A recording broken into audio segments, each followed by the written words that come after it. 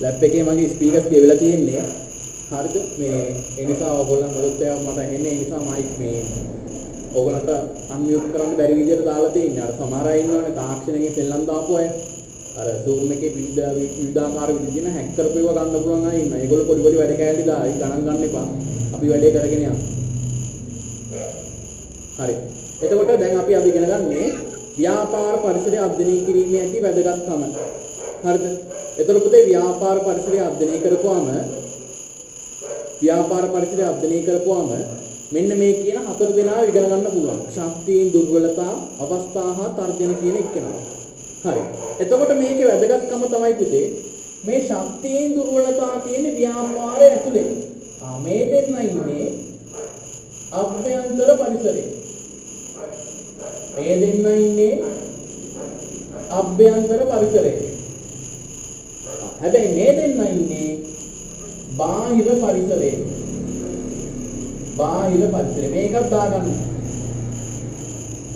ශක්තියින් දුර්වලතා ඉන්නේ ව්‍යාපාරය ඇතුලේ අවස්ථා තර්ජන තියෙන්නේ එළියේ. හරිද? අවස්ථා තර්ජන තියෙන්නේ එළියේ.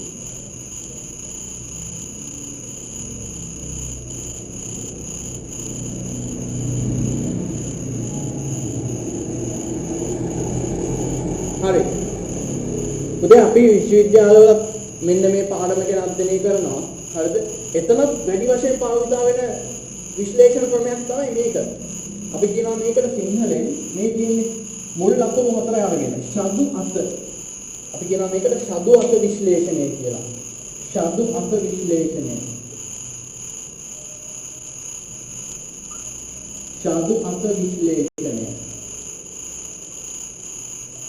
ඉංග්‍රීසියෙන් කියනවා මේ පළවෙනි අකුරු හතර අරගෙන SWOT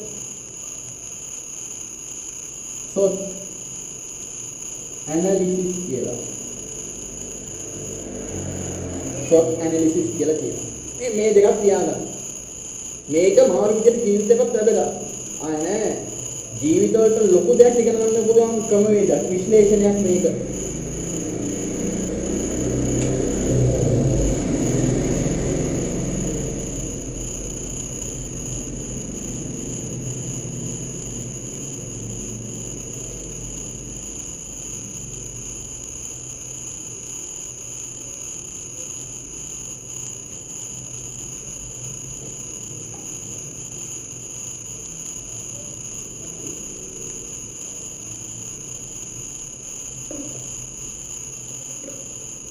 හරි. උදේ දැන් මෙන්න මේ ගැන අර ගිය සතියේ හරි මට මතක විදිහට අර යන්නේ ටීවී එකේ ඇඩ්වර්ටයිස්මන්ට් මේ ටෙලිග්‍රෑම් එකක් නාටකම්කාරයෝ කියලා නාටකම් සමාජික බලන අය ඉන්නවා ඉතින් මෙතන නාටකම්කාරයෝ කියලා ටෙලිග්‍රෑම් එක. ඒකේ අර මේ හාමුදුරු නම හාමුදුරුවට හාමුදුරු කෙනෙක් කියන්නේ හාමුදුරු නමක් කියලා කියන්නේ. හරිද? හාමුදුරු නම අර ඉන්නේ අර කසිප් වෙන්න කට්ටියක් තුන් හතර දෙනෙක්. ඒගොල්ලන්ට ඒ දෙන කොපි පොත් අර එක්සර්සයිස් පොත් වලට ඒගොල්ලෝ කියන්නේ කොපි පොත් ඒ හතර දෙනෙක්ට දීලා තියෙනවා මේ හරි ඕගොල්ලන්ගේ ජීවිතයේ තියෙන ශක්තියින් ටික පළවෙනි පිටුවේ ලියන්න කියනවා හාමුදුරු නම කියන ශක්තියින් ටික ලියන්න කියනවා ඊට පස්සේ හාමුදුරු නම කියනවා හරි ඊළඟ පිටුවේ ඕගොල්ලන්ගේ ජීවිතයේ තියෙන දුර්වලතා ටික ලියන්න අන්න ඒ ටික ලියන්න කියනවා ඊට පස්සේ තුන්වෙනි පිටුවේ ඕගොල්ලන්ගේ ජීවිතයේ තියෙන අවස්ථා මොනවද කියලා කියන්නේ. හතරවෙනි පිටුවේ ලියන්නේ ඕගලන්ට තියෙන තර්ජන මොනවද කියලා.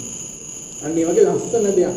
දැන් බලන්න දැන් අපි ඕලෙවල් වල මේ ඉගෙන ගන්න දේ ජීවිතේට කොච්චර වැදගත් වෙන දෙයක්ද මේක.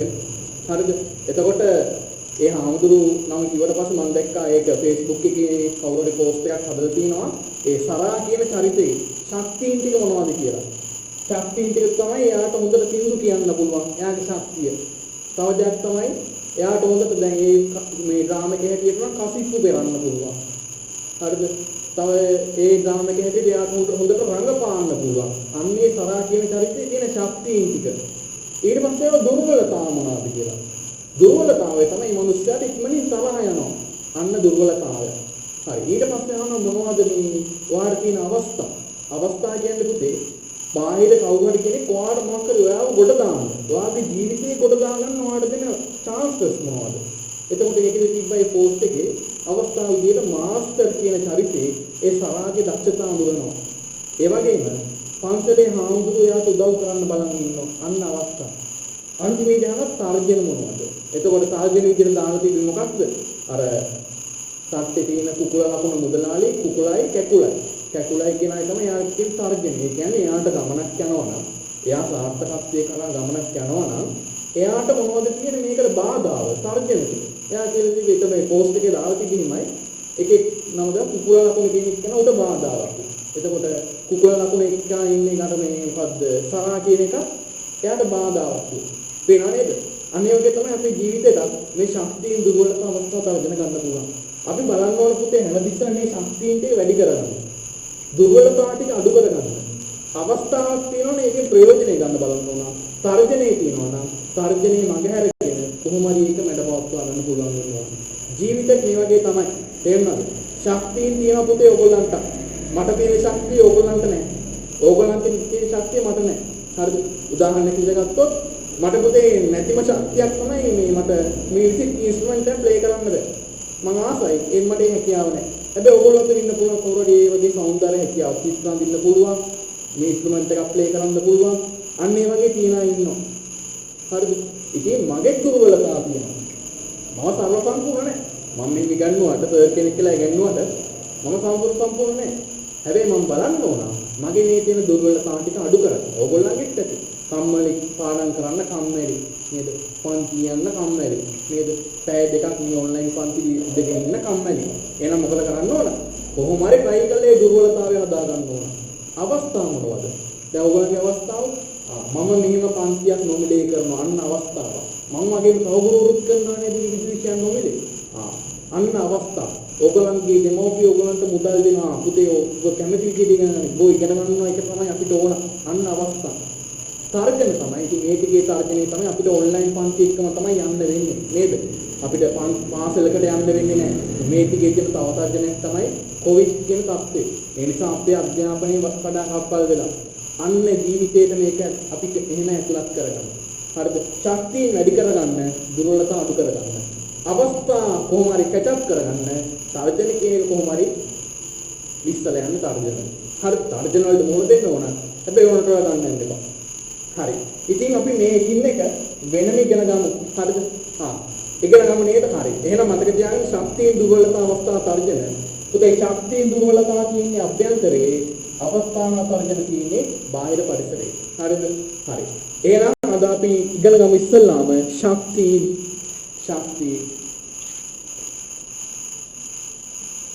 මොන හරි ගැටලු තියෙනවා ඕන දැන් අහන්න.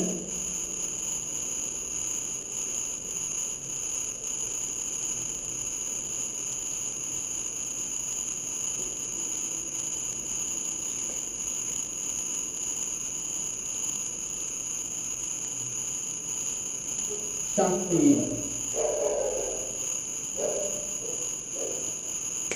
ඔව් අද තුන්වෙනි පාඩම පටන් ගන්නවා. ව්‍යාපාර සංවිධානය අද පටන් ගන්නවා මේක ඉරලා.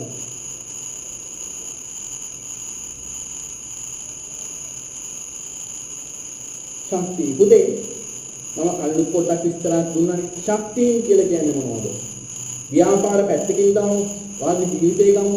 මම අහන පුතේ වාගේ තියෙන ශක්තිය පුතේ ඔයාලට අනිවාර්ය ශක්තියක් තියෙනවා. ශක්තිය එකක් නෙමෙයි ශක්තිය ගොඩක් තියෙනවා. හරිද? ඔයාලට අනිවාර්යෙන් ශක්තිය ගොඩක් තියෙනවා.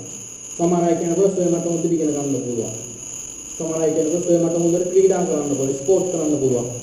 දැන් සමහර කෙනෙක් කියන්න පුළුවන් සර් මට හොඳට චිත්‍ර අඳින්න පුළුවන්. මට හොඳට සංගීතය පුළුවන්. මට හොඳට ඩාන්ස් කරන්න පුළුවන්. අන්න ඔයගලන්ට තියෙන ශක්තිය තේනවා. ඉතින් බලන්න ඕන ඔය ශක්තිය ටික වැඩි කරගන්න. තව උපනංවන්න. තේරුණාද? හරි.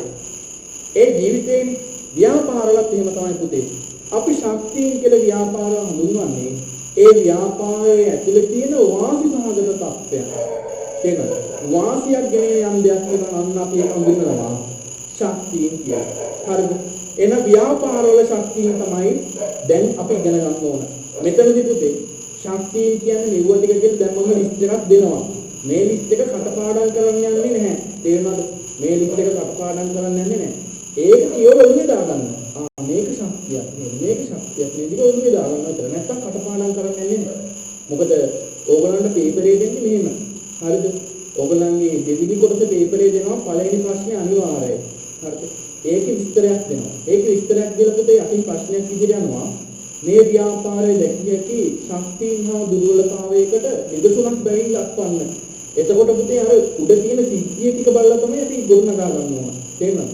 ඒ නිසායි මම කියන්නේ මම මේ දෙන ලිස්ට් එක දැන් කටපාඩම් කරන්න යන්න එක කවුරු. හැබැයි ශක්තියින් හැදෙන්නේ මෙන්න මේ සිස්ටම් එකට කියලා ඔය දාන්න ඕන. හරිද?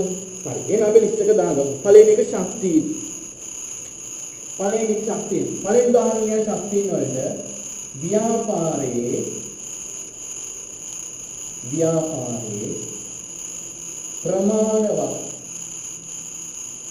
ව්‍යාපාරයේ ප්‍රමාණවත් ප්‍රාග්ධනයක් පැවතීම.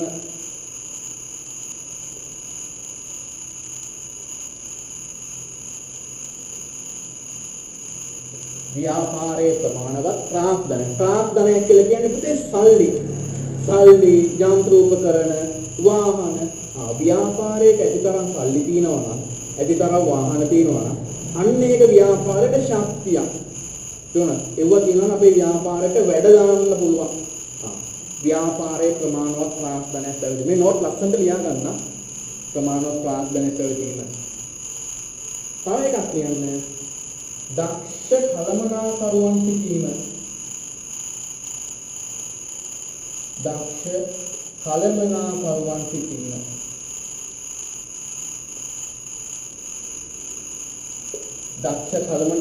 සිටීම.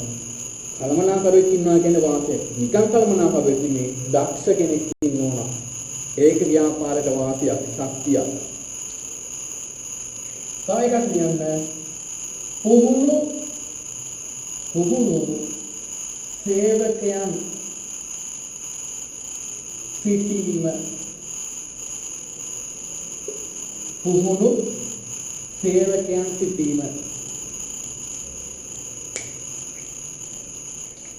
සේවකයන් සිටීම.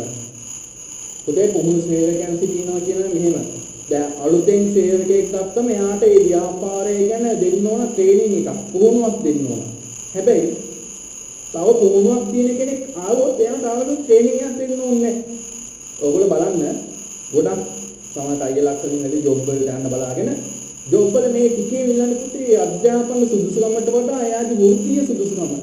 අවුරුදු 3ක් එක්ස්පීරියන්ස් තියෙන්න ඕන. අවුරුදු 2ක් එක්ස්පීරියන්ස් තියෙන්න ඕන. ඒ බලාපොරොත්තු වෙන අත්දැකීම් නැත්නම් පුහුණුවක්. ඇයි පුහුණුවක් තිබ්බ කෙනෙක් ගත්තට පස්සේ ආයාව ට්‍රේනින් කරන්න ඕනේ. ඒ කාලෙ ඉතුරුයි. තේරෙනවද? ඒ කාලෙ ඉතුරුයි. ඒ නිසා පුහුණු සේවකයන් සිටිනවා කියන්නේ ඒක ව්‍යාපාරයට ශක්තියක් කියලා අපි කියනවා. හරි. හතරවෙනි කියන්නේ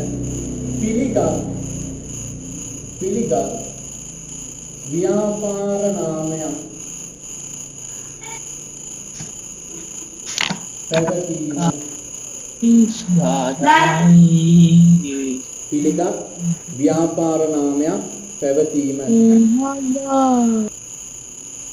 පිළිගත් ව්‍යාපාර නාමයක් පැවතීම. තව එකක් ගන්න. පිළිගත් ව්‍යාපාර නාමයක් තියෙන පුතේ. දැන් මම මෙහෙම කිව්වොත් ව්‍යාපාර ශක්තියකට උදාහරණයක් කියන්නේ ව්‍යාපාරේ නමක් ඇසුරෙන්. හරි. මම කියනවා මෙහෙම. ලංකාවේ මොබයිල් ෆෝන් ජාතියක් විකුණන පුතේ මොබයිල් ෆෝන් එකේ නම Greentel. අහලත් නැතුව සමහර Greentel කියලා එකක් තියෙනවා. තව මොබයිල් ෆෝන් ජාතියක් තියෙනවා අපි ගමු Samsung. හරි. මම ඕගොල්ලන්ගේ ෆෝන් දෙකක් තියෙනවා. හරිද? මම ගාව තියෙනවා මෙහෙම. මම තියාගෙන ඉන්නවා. මේ තියෙන Greentel ෆෝන් එක. හරිද? මේ තියෙන Greentel එකේ ෆෝන් එක, මේ තියෙන Samsung ෆෝන් එක. කාටද මේක ඕන? මේකෙන් කාඩ් ඕන කියලා කිව්වොත් මොන ෆෝන් එකද කාඩ් ඕන කියලා ඇහුවොත් ඔයගොල්ලෝ හැමෝම අනිවාර්යෙන් කියන්නේ Samsung එක තමයි ඕන. ඇයි ඒ? Samsung එක හොඳ ව්‍යාපාර නාමයක් තියෙනවා. ඒ වගේම හොඳ ව්‍යාපාර නාමයක් Samsung එකට ලැබිලා තියෙන්නේ ඒගොල්ලන්ගේ නිෂ්පාදන ඉතා ගුණස්තේ තියෙන නිසා. කියලා. Greentel එහෙම නැහැ කියන්න බෑ. හැබැයි අපිට ඒ පිළිබඳ අත්දැකීමක් නැහැ. Greentel කියලා ෆෝන් එකක් තියෙනවා. ඒ පිළිබඳ අත්දැකීමක් නැහැ. අන්න ඒකයි කියන්නේ හොඳ ව්‍යාපාර නාමයක්. පිළිගත් ව්‍යාපාර නාමයක් පවතිනවා කියන්නේ ඒක ව්‍යාපාරයට වාසියක් කියලා අපි කියනවා. හරිද? හරි. තව එකක් කියන්න. තව එකක් කියන්න. කාර්යක්ෂම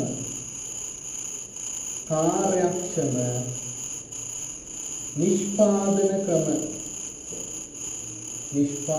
ක්‍රම පැවතීම. කාර්යක්ෂම නිෂ්පාදන ක්‍රම පැවතීම. මේකත් ව්‍යාපාරයට ශක්තියක්. හොඳ නිෂ්පාදන ක්‍රමයක් පවතින එක ව්‍යාපාරයට ශක්තියක්.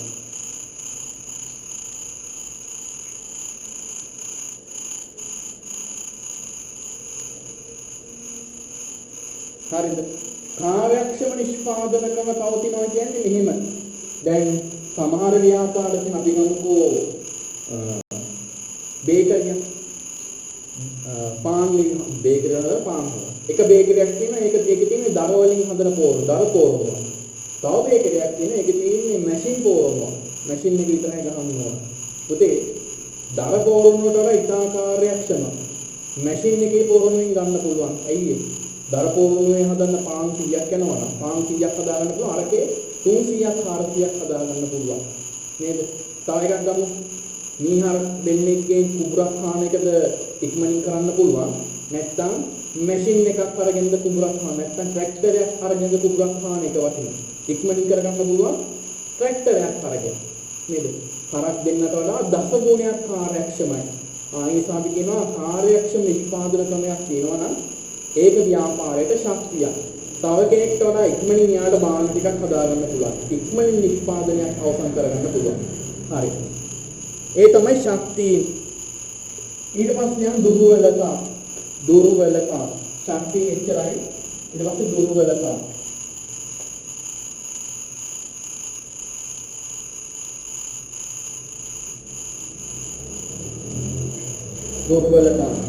අද වීඩියෝ එක හෙට වෙද්දි දානවා මේ YouTube එකේ. ලයිව් දෙන්නේ නැහැ. අද ඒක හෙට එදි අප්ලෝඩ් කරන්න.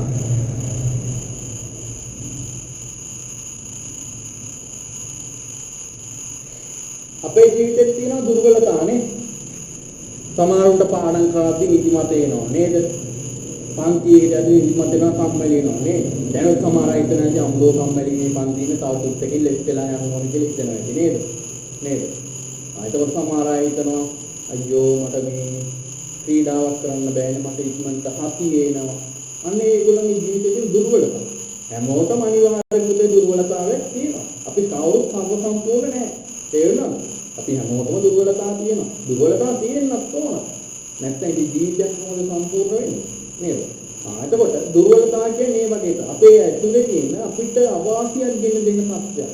නේද? කම්මැලිකම අන්න ඒ වගේ දේවල් තමයි කියන්නේ දුර්වලතා. ව්‍යාපාරවත් එහෙමයි පුතේ. ව්‍යාපාර ඇතුලේ විවිධාකාර දුර්වලතා දකින්න ලැබෙනවා. හරිද? අපි ලියමු එහෙනම්. ලියන්න උදාහරණ ශක්තිමාන්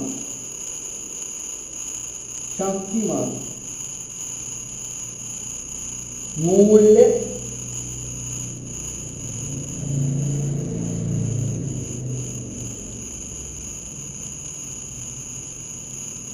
ශක්තියකදී ගන්න පුළුවන් තව උදාහරණ ව්‍යාපාරයේ ඇතුළේ ඉන්න සේවකයන්ගේ යහපත් ආකල්ප. තේරෙනවද? අන්න ඒකයි කියන්නේ. ශක්තිය වලට පුතේ ඕන තරම් ගන්න පුළුවන්. හරිද? ලිස්ට් එකක් කියලා ගන්න පුළුවන්. YouTube එකේ නම තමයි මේ තියෙන්නේ මගේ නම විසිතිලංග කියන නම. ශක්තිමත් මූල්‍ය ශක්තිය පැවතීම.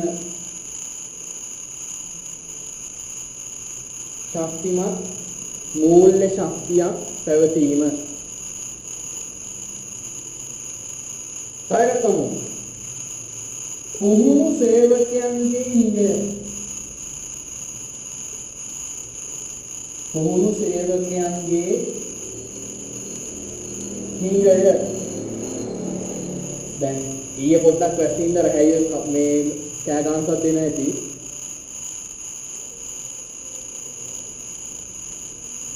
ඔව් කාර්යක්ෂම සුළු සේවකයන්ගෙන් ගන්න පුළුවන් ශක්තියින් වලට. කාර්යක්ෂම වැඩ කරන සුළු සේවකයන් ගන්න පුළුවන්.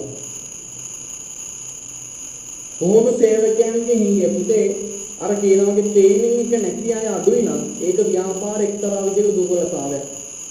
හරිද? දුර්වලතාවයක්. හරි. තුන්වෙනි එක ලියන්න තාක්ෂණික දැනුමේ ඉඳ තාක්ෂණික දැනුමේ ඉඳ. උතේ දැන් එන්න තාක්ෂණයේ දියුණු වෙනවා. අපි තාක්ෂණය කියන්න ඕන. මෙතන මේ නොපැවතීම ශක්තිමත් මූල්‍ය ශක්තියක් නොපැවතීම මම දැන් කිව්වේ තාක්ෂණික දැනුමේ කියලා. තාක්ෂණය දැන් ඕන අනිවාර්යෙන් ඉස්සර වැඩක් කරගෙන යන්න නේද?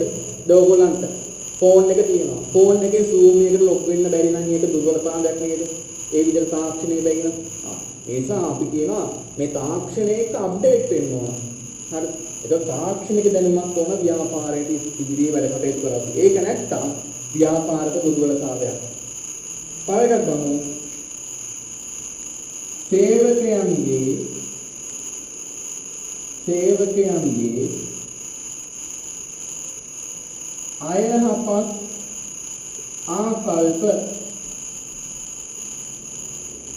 සේවකයන්ගේ අයහපත් ආකල්ප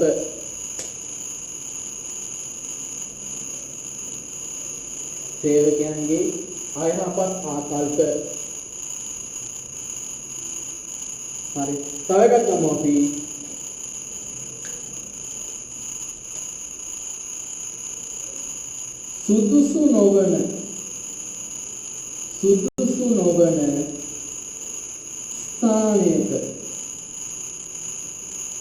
සුදුසු නොවන ස්ථානයක ව්‍යාපාරය පිහිටීම.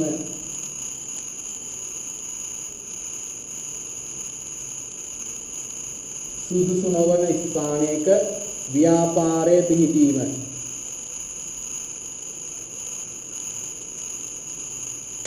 සුදුසු නොවන ස්ථානයක ව්‍යාපාරය පිහිටීම. තොදේ සුදුසු නොවන ස්ථානයක පිහිටනවා කියන්නේ මෙහෙම. ඔයගොල්ලෝ දැන් සමහර විට මේ කියලා ඇති දැකලා ඇති ඔයගොල්ලෝ ගෙදර කියන ඇති අන්න අතන කඩයක් දාලා ඒ කඩේ අපි කියන්නේ වේලෙනවා. ඒ කඩේ වේලෙන කවුරු කස්ටමර් කෙනෙක් ඉන්නේ නැහැ. කිසිම පාරිභෝගිකයෙක් ඉන්නේ නැහැ. එතන වැරදිලා තියෙන පුතේ මේ ව්‍යාපාරය වැරදි තැනක තමයි පටන් අරගෙන තියෙන්නේ. වැරදි තැනක ව්‍යාපාර පටන් ගන්නවා. හරිද? අර කොයි හරි අඩුවට කඩයක් තියනවනම් අන්න එතෙන්ට ගිහින් දානවා. හරිද? සමහර පුතේ තියනවා දැන් ඒ කියන්නේ ඒ පාරෙන් දවසකට මිනිස්සු 100ක්වත් යන්නේ නැහැ. එතන තමයි ලොකු කෑම කඩයක්. කෑම කඩේදී වේලි විදිහට එකෙක්වත් එන්නේ නැහැ කෑම කන්න. ඊට පස්සේ මොකද වෙන්නේ? ව්‍යාපාරේ වලව දාන්න වෙනවා. අන්න ඒකයි කියන්නේ සුදුසු නොවන ස්ථානයක ව්‍යාපාරය පිළිබඳව නම් ඒක අපිට දුර්වලතාවයක්, අවාසියක්. තේරෙනවද? සුදුසු නොවන ස්ථානයක ව්‍යාපාරය නෙමෙයි. අපි බලන්න ඕන සුදුසු තැනක දාන්න.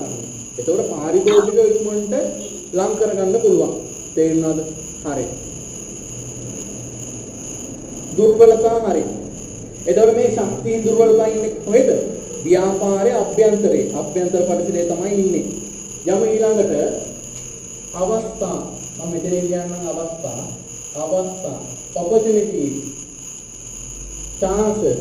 එළියෙන් එන්න තියෙන අපිට වාසි සාගත තත්ත්වයක්. අවස්ථා තියෙන එළිය. ව්‍යාපාරයේ පරිවර්තනයකට.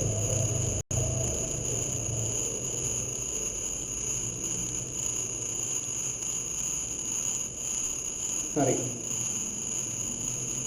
ගන්න පුළුවන් අවස්ථාවලට ඕන තරම්. ඉතින් මම හිතලා බේසික් ටිකක් දෙන්නම්. අපි ගමු ලියන්න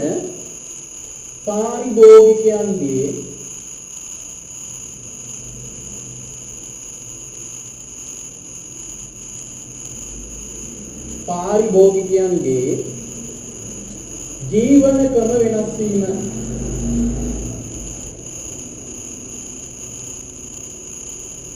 පාරිභෝගිකයන්ගේ ජීවන ක්‍රම වෙනස් වීම.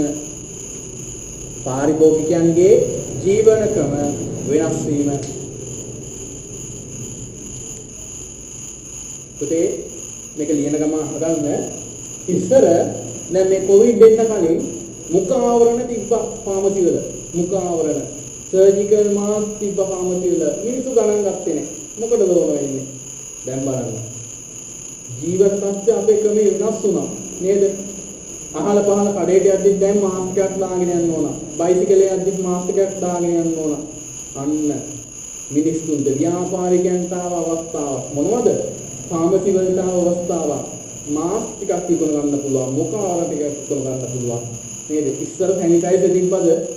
මේ කොරෝනා එන්න කලින් ඕගොල්ලෝ සැනිටයිසර් කියලා දෙයක් අහලා තිබ්බද? නැහැ. නේද? අන්න නිෂ්පාදකයාට chance එකක් ආවා. සැනිටයිසර් දෙයක් කියලා අපි හදලා දෙන්න ඕන. අන්න අවස්ථාවක්. ඒගොල්ලන්ට වාසි සාගත chance එකක් ආවා. තේනද? ඉස්සර මේම ඔන්ලයින් කියලා තිබ්බද? ඔන්ලයින් කියලා තිබ්බද? නැහැ. නෑ. ඇත්තටම මේක මට chance එකක් වුණා. හරිද? මේ ඔන්ලයින් පන්ති කරන එක මටත් අවස්ථාවක් එක්තරා විදිහකට. මොකද මම ඉස්සර පන්ති කරා. දැන් මට අද ඉන්නවා 46 දෙනෙක්.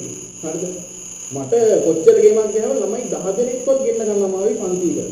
ඇත්ත තත්ත්වය ඒක. හරිද? ඊට පස්සේ ආවනේ කොරෝනා. හරිද? කොරෝනාව එහෙම chance එකක් ආවා. ඒ කියන්නේ ගෝත ඊටත් කලින් අර අපි පුතේ ඇතුළේ පොඩි ගුරුවරු. හරිද? තාම ශක්තිමත් මූල හැකියාවක් නැහැ. කල්ලියකින් තාම ශක්තිමත් නැහැ. හරිද? අපි කීයක් හරි අමාරුවෙන් එකතු කරලා පෝස්ටර් එකක් ගහනවා. හරිද? ඒ කියන්නේ පොඩි පෝස්ටර් එකක් ගහනවා. සල්ලි තියෙන ගුරුවරුන්ට කොහොමද සල්ලි දිනවන්නේ? අම්මල්ටි අපි පෝස්ටර් 10ක් ගන්නවනේ ඒගොල්ලෝ ගහනවා 10000ක් විතර දවසකට. හරිද? ඉතින් අපිට ඒගොල්ලෝ එක්ක හැරෙන්න බෑ. අන්න බෑ chance එකක් ආව අපිට මේ හදිසියේ ගෝඨාභය රාජපක්ෂ කෙනෙක් ජනාධිපති වුණාම අර මිනිස්සු තාප්පල චිත්‍රෙන්දන් එතකොට අර ලොකු කට්ටිය පෝස්ටර් ගහන්න බැරි වුණා. ඒ කට්ටියට බැරි වුණා. ඉතින් ඕක අපිට පොඩි chance එකක් වුණා. ඒ කියන්නේ අපි වගේ පොඩි ගුරුවරුන්ට තාම මූල්‍ය හැකියාවක් නැති අර chance එකක් වුණා. අවස්ථාවක් වුණා. ඇයි ඒගොල්ලන්ට නම් ප්‍රසිද්ධ කරගන්න බැරි වුණා ටිකක්. තවත් එක තමයි කොරෝනා හින්දා අර ෆිසිකල් ක්ලාස් නැවතුණා. පුතේ ඕන තරම් ගුරුවරු ඉන්නවා දක්ෂ ගුරුවරු. ඒගොල්ලෝ අර වයසින් ගොඩක් හරිනටයි.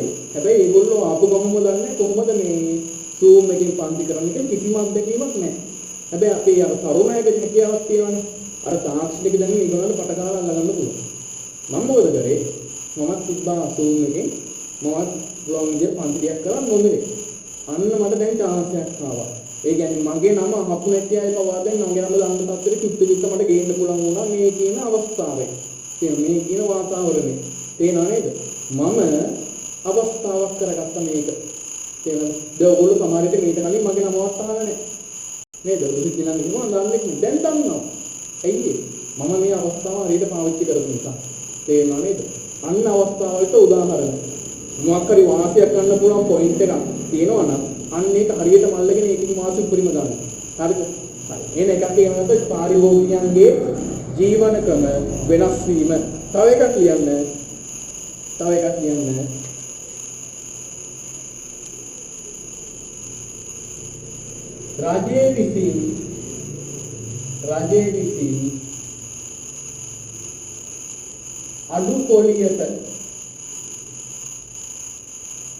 රජයේ විසින් අඩු පොලියට ණය ලබා දීම අඩු පොලිය මේ ටිකේ ණය අඩුයි ණයට අය කරන පොලිය අඩුයි ඒ නිසා මේක අවස්ථාවක් ණය ගන්නවා නම් මේ කාලේ හොඳයි රජයේ විසින් අඩු පොලියට ණය ලබා දීම තව එකක් කියන්න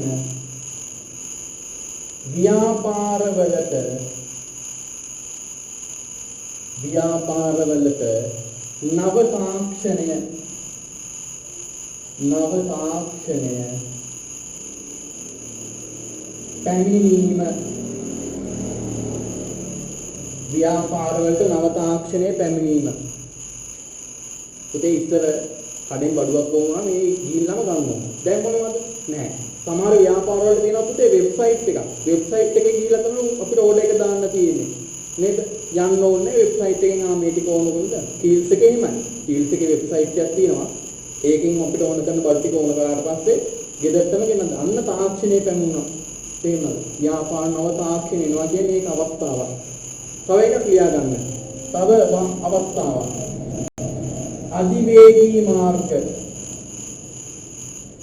අධිවේගී මාර්ග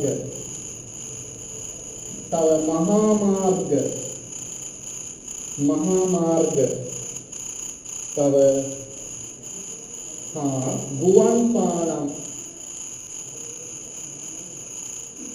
ගුවන් පාලම් ඉදිවීම අධිවේගී මාර්ග, මහා මාර්ග හා ගුවන් පාලම් ඉදිවීම. ඉතල මේ කටුනායක හයිවේ එක හදන්න කලින් කොළඹ යන්න සාමාන්‍ය බස් එකේ ගියොත් පැය කමාරක් වගේ කාලයක් යනවා. ට්‍රැෆික් හවුවොත් ඊටත් වඩා. දැන් එහෙම නෙමෙයි කටුනායක හයිවේ එකෙන් දාලා කොළඹ අර පෑලිය ගොඩට යන්න පැය භාගයක්වත් යන්නේ නැහැ. අන්න අධිවේගී මාර්ග අවශ්‍ය නිසා. දැන් ව්‍යාපාර හොඳ chance එකක් උදේ ඉක්මනින් බඩු ටිකක් ගෙනියන්න ගෙනියන්න පුළුවන් මේක නිසා. රුපියල් 300ක් වගේ ගන්නේ නේ රුපියල් 300යි ගන්න. ඉතින් ලොකු chance එකක් කාලය ඉතුරු කරගන්න පුළුවන්. මහා මාර්ගයක් ඉදි කරනවත් කියන්නේ එහෙම. මේ ටිකේ ළඟදී මේ ටිකේ කොළඹ පැත්තේ ගිය කවර් ලකින නැති නව කැලණික පාලම කියලා එකක් හදනවා කොළඹ. සමහර අය දැකලා මේ ටික උඩින් යන්නේ ඒක. ඒක හදන්නේ මේ කොළඹ ට්‍රැෆික් නේ හැමදාම ට්‍රැෆික්. අන්නේ අර වාහන තදබදේ අඩු කරන්න තමයි ඒක හදන්නේ. ඉතින් ඕක ව්‍යාපාරවලට අවස්ථාවක් උදේ. අර අපි කියනවා වගේ ට්‍රැෆික් එකේ හිර වෙලා ඉන්න ඕනේ නැහැ. ඉක්මනින් ව්‍යාපාර කටයුත්ත කරගන්න පුළුවන්. හරිද? හරි. අවස්ථා අපි එහෙම ගමු. අන්තිම එක ගමු සර්ජන.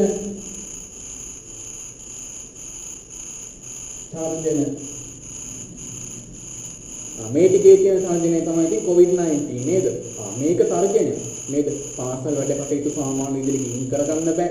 මේ අපි ප්‍රශ්නයක් නැහැ කියමුකෝ අපි දන්නවා දැන් ඔයගොල්ලෝ දන්නවා එක වසර දෙක වසර දරුවෝ ඉන්නේ නේ.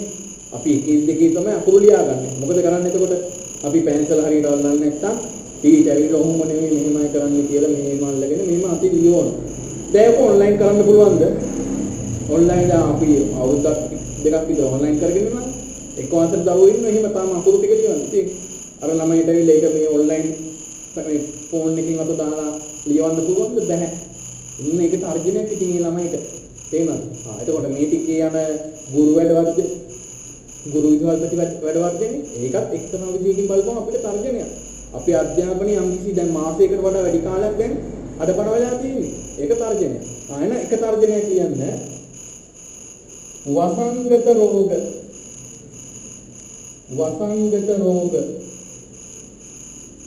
පැතිරී යාම වසංගත රෝග පැතිරී යාම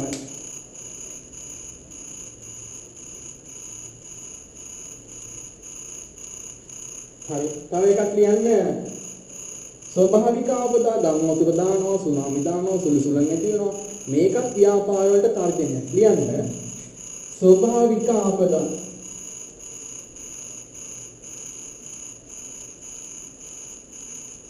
ස්වභාවික ආපදා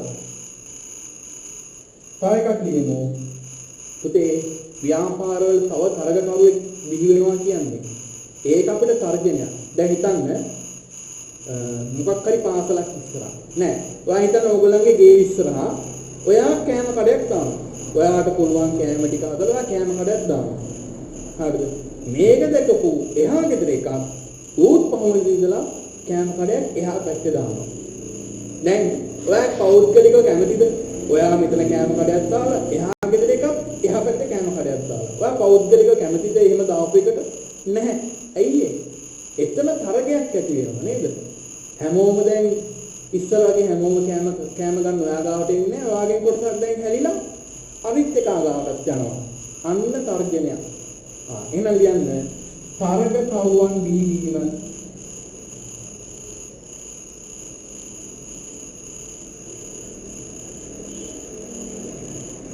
තරග කවුවන් බිහිවීම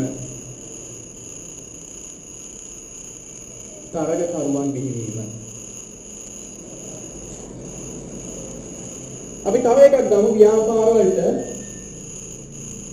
ජාත්‍යන්තර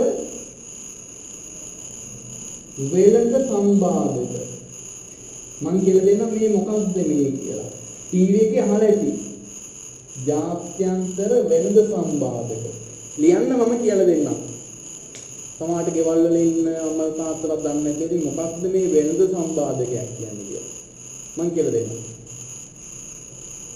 ජාත්‍යන්තර වෙළඳ සම්බාධක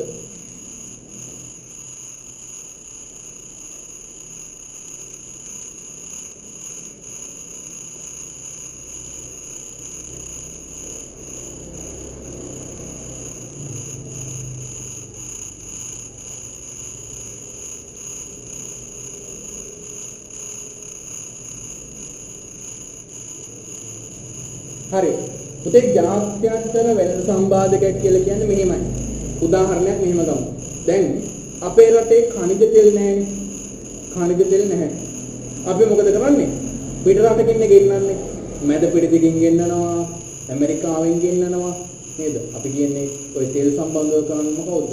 ඔපෙක් සංවිධානය. ඒගොල්ලන්ගෙන් ගෙන්නනවා.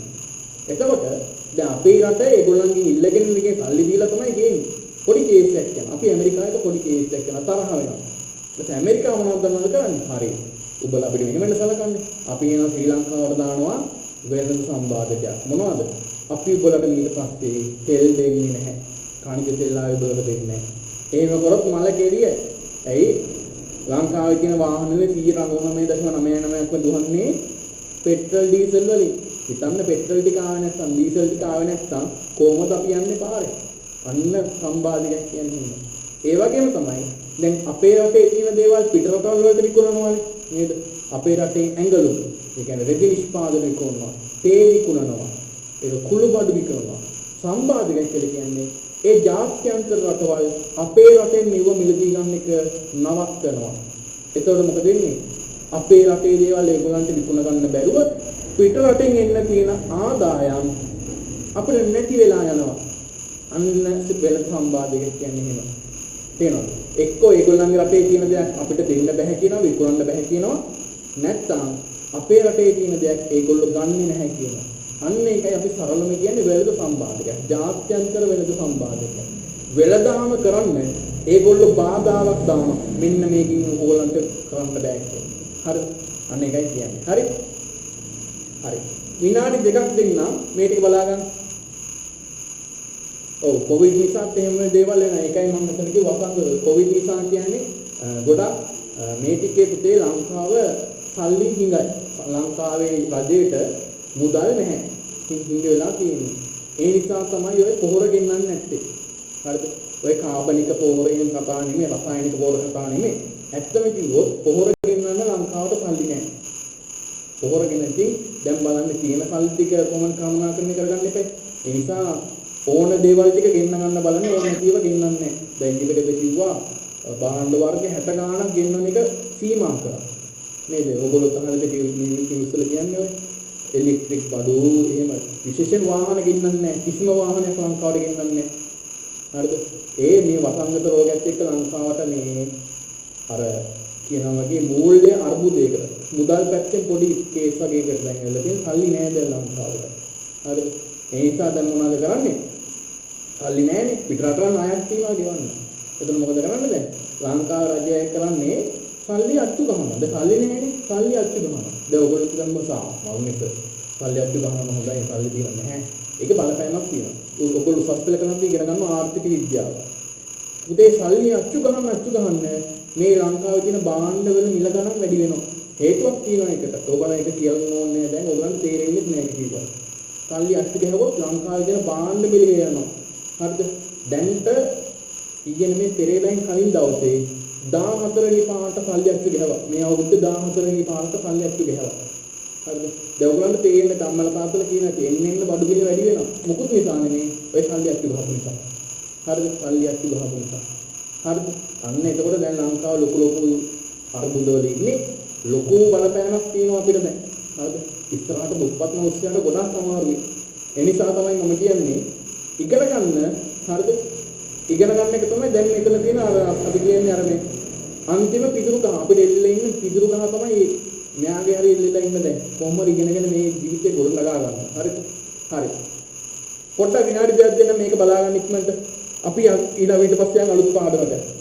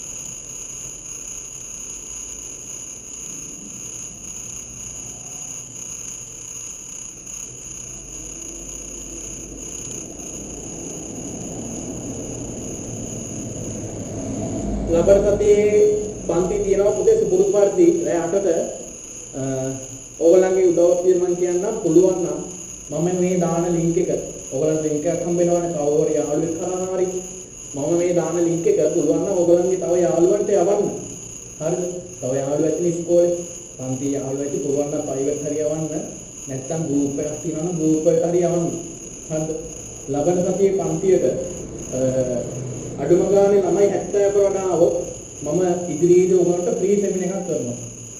මොකද ෆ්‍රී සෙමින එකක් කරන්න මම දවෝ වුණා. මම නොමිලේ කරන්නේ අද ලබන සතියේ අඩුම තරමේ ළමයි 70ක වඩා આવොත් දැන් මට මේ Zoom meeting account එකට මේ Zoom meeting account එකට මේ මට 100ක් දාන්න පුළුවන්. හරිද? මේකට 100ක් දාන්න පුළුවන්. එතකොට මට දහස් ගණන් ළමයි ඕනේ නැහැ 1000ක් ඕනේ නැහැ 3000ක් ඕනේ නැහැ 300ක් ඕනෙත් නැහැ මට අඩුම තරමේ ළමයි 70ක් හිටියෝ ඉතින් ඕගොල්ලන්ගෙන් තමයි මේක උදව් ඉල්ලන්න පුළුවන් හරිද ඕගොල්ලෝ අතරින්ම තමයි යන්න ඕන ඉතින් මම දානවා Zoom link එකක් ඒ වගේම පණිවිඩයක් පුළුවන් නම් මේක තව කට්ටියට ෂෙයා කරන්න මේ පන්තියට ඇවිත් බලන්න එහෙම වුණොත් ලබන සතියේ දරුවෝ 70 වලලා ගෙන්න ගන්න පුළුවන් වුණොත් ලබන සතියේ මම ඉදිරියේදී අනිවාර්යයෙන් එක පාඩමක් ඕගලන්ට ෆ්‍රී සෙමින එකක් විදිහට කරනවා. අනිවාර්යෙන් කරනවා. මේ විදිහේ ෆ්‍රී සෙමින ගොඩක් කරලා තියෙන්නේ. හරිද? කීපයක් කරා. ඒගොල්ලෝ ලින්ක් එකක් මේ ඒගොල්ලෝ වීඩියෝ දාලා තියෙනවා මේ මගේ YouTube එකේ. ඒ වගේ අනිවාර්යෙන් එක පාඩමක් ෆ්‍රී සෙමින එකක් විදිහට කරනවා. හරි? හරි නේද? එහෙනම් මේ පාඩම ඉවරයි. හරි? ව්‍යාපාර පරිසරය ඉවරයි. දවස් 3යි අද දවස් 4 ව්‍යාපාර මේ පරිසරය ඉවරයි. අලුත් එක පටන් ගමු. මේක තමයි ගොඩක් අය අනාගන්නේ. හරිද? ව්‍යාපාර සංවිධාන. මම කියනවා කවුරුද වැඩියෙන් පාවිච්චි කරන්න ඕන. මොන අය ගැනද වැඩියෙන් පාවිච්චි කරන්න මේ පාඩම් කරන්න ඕන කියලා මම කියන්නම්. එයා ඒක පොඩි මේ මාක්කයක් දාගෙන කියනවා. හරිද? ඒකෙන් අහන ප්‍රශ්න අහන්නේ ඒගොල්ලන්ගේ විතරයි. හරි.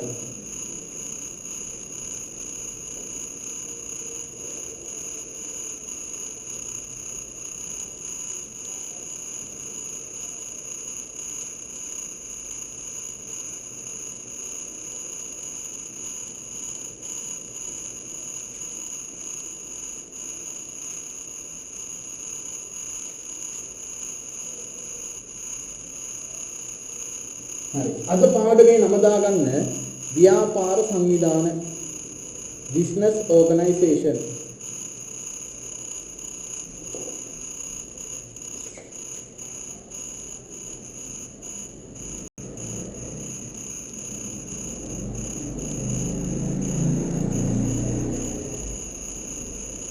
ව්‍යාපාර සංවිධාන business organization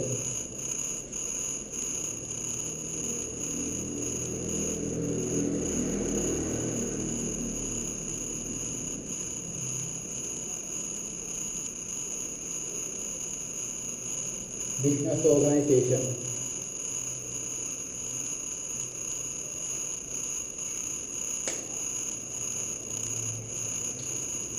හරි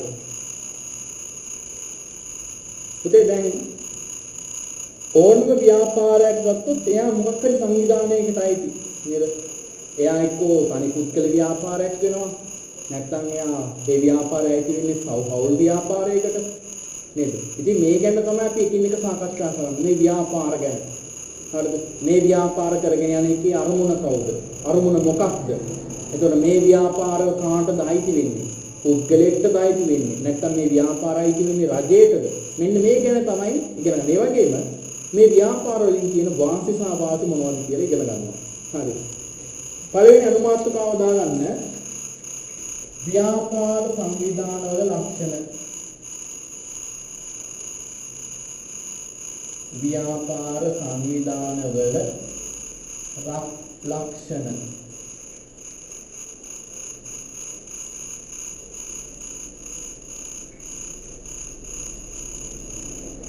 ව්‍යාපාර සංවිධානවල ලක්ෂණ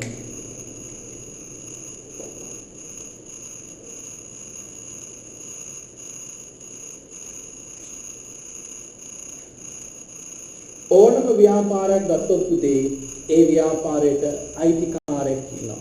අයිතියක් තියෙනවා. එහෙනම් පළවෙනි ලක්ෂණය කියන්නේ පළවෙනි ලක්ෂණය අයිතියක් පැවතීම. අයිතියක් පැවතීම. අයිතියක් පැවතීම.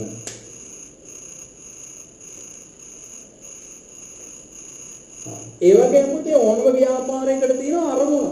එහෙනම් දෙවෙනි එක්කෙනා ලියා ගන්න අරමුණක් පැවතීම. අරමුණක් පැවතීම. අරමුණක් පැවතීම.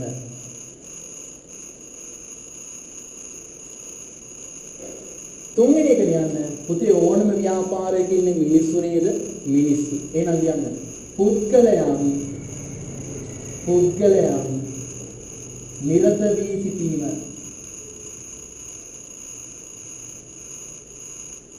පුද්ගලයන් නිරත වී සිටීම. ඒ කියන්නේ පුතේ ඕනම ව්‍යාපාරයක් ගත්තොත් ඒකේ වැඩ කරන්නේ කවුද? මිනිස්සු, පුද්ගලයන්. හතරවෙනි එක ලියන්න සංවිධාන ව්‍යුහයක් පැවතීම.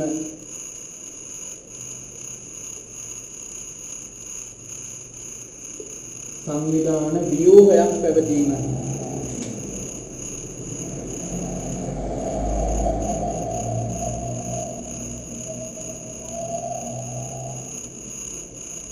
සංවිධාන ව්‍යුහයක්. පුතේ සංවිධාන ව්‍යුහයක් කියන්නේ මෙහෙම අහගන්න ඕන හැමෝම. මොකද්ද මේ ව්‍යුහය? ව්‍යුහය කියලා කියන්නේ පුතේ ස්ට්‍රක්චර් එකක් තියෙනවා. දැන් පාසල ගන්නකො පාසල සංවිධානය වෙච්ච විදියක් තියෙනව නේද? පාසල කොහෙන්ද තියෙන්නේ? උඩින් ඉන්නේ කවුද? විදුහල්පති, ප්‍රින්සිපල්. විදුහල්පති. නේද? එතකොට විදුහල්පතිය යටතේ කවුද ඉන්නේ? නියෝජ්‍ය විදුහල්පති. නියෝජ්‍ය විදුහල්පති. දැන් සමහර ඒවල නම් නියෝජ්‍ය විදුහල්පති දෙතුන් දෙනෙක් ඉන්න පාසල් තියෙනවා. සමහර ඒවල එක්කෙනා නියෝජ්‍ය විදුහල්පති. ඊපස්සේ නියෝජ්‍ය විදුහල්පති යටතේ තව කවුද ඉන්නේ? අංශ භාර ගුරුවරු. අංශ භාර ගුරුවරු. මේ අපි කියන්නේ සෙක්ෂන් හෙඩ් කියලා. අංශ භාර ගුරුවරු. අංශ භාර ගුරුවරු යටතේ ඉන්නවා පන්ති භාර ගුරුවරු. පන්ති භාර ගුරුවරු යටතේ ඉන්නවා ශිෂ්‍යයින්.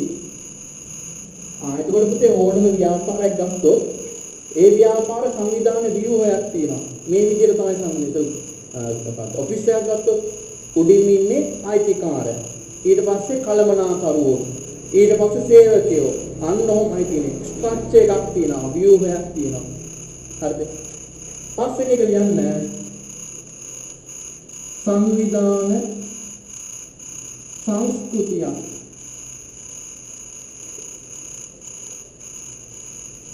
තිබීම. සංවිධාන සංස්කෘතියක් තිබීම.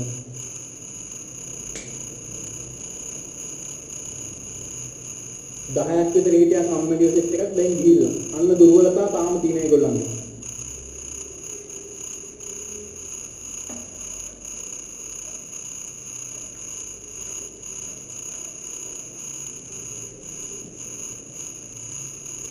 සංවිධාන සංස්කෘතියක් කියන්නේ මෙහෙමයි. ඒ ව්‍යාපාරවලට ආවේනික සංස්කෘතියක් තියෙනවා පුතේ. දැන් සමහර ව්‍යාපාරවල වැඩට යනවා උදේ 8:00 සමහර ඒවල 8ට, සමහර ඒවල 9ට. ඒ කියන්නේ සමහර ව්‍යාපාර තියෙනවා ඒගොල්ලන්ට එතන වැඩට යනවා නම් ඒගොල්ලෝ ආයතනයෙන් දෙන ඇඳුමක්. මෙන්න මේ ටී-ෂර්ට් එක ඇඳගෙන. ඔයගොල්ලෝ සමහරට දැකලා තියෙන ගාමන්ට් වලට යනවා නම් හැමදාම ඒගොල්ලෝ මේ ටී-ෂර්ට් එකක් තියෙනවා අන්න ඒක ඇඳගෙන යනවා. ඒගොල්ලන්ගේ සංස්කෘතිය ඒක. සමහර ඒගොල්ලෝ එහෙම නැහැ. ඔයගොල්ලෝ කැමති ඇඳුමක් ඇඳගෙන ඉන්න කියනවා. නේද?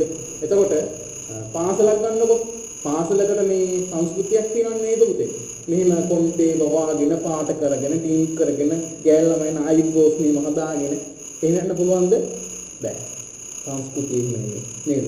විලෙව ළඟට ළමයි විදියට යන්න ඕන. හැබැයි ඔෆිස් වල එහෙම තියෙනවද? ඔෆිස් වල මේ කොහරි ජොබ් එකකට යද්දී ඒකේ මැනේජර් කියනවද? සමුදාය බෝස් චෙක් කරලා නේද ඉන්නේ. හිත ඉඳලා ඕවට එන්නේ මේ සමුද මොන හරි කරගෙන. එහෙම කියනවද? නැහැ. ඒකයි කියන්නේ. සංස්කෘතිය වෙනයි. පාසලක වෙන සංස්කෘතියක් වැඩ කරන ආයතනයේ වෙන සංස්කෘතියක් තියෙනවා. තේරෙනවද? අන්න එකයි කියන්නේ සංවිධාන සංස්කෘතියක් තිබීම කියලා. හරිද? එතකොට මේ තමයි ව්‍යාපාර සංවිධාන වල තියෙන ලක්ෂණ, මූලික ලක්ෂණ පහක් කියනවා. හරිද? හරි. දැන් අපි ඉගෙන ගමු මේ ව්‍යාපාර සංවිධාන ඒගොල්ලන්ගේ තියෙන ලක්ෂණ අනුව නැත්නම් ඒගොල්ලන්ගේ තියෙන විවිධාකාර දේවල් අධ්‍යයනය කිරීමෙන් පස්සේ මේ ව්‍යාපාර සංවිධාන ටික අපිට වර්ග කරන්න පුළුවන්. හරිද? එහෙනම් අනුමාත්‍රකාව ලියන්න ව්‍යාපාර සංවිධාන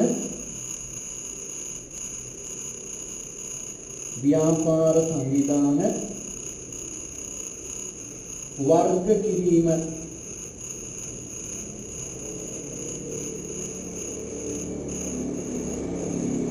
ව්‍යාපාර සංවිධාන වර්ග කිරීම.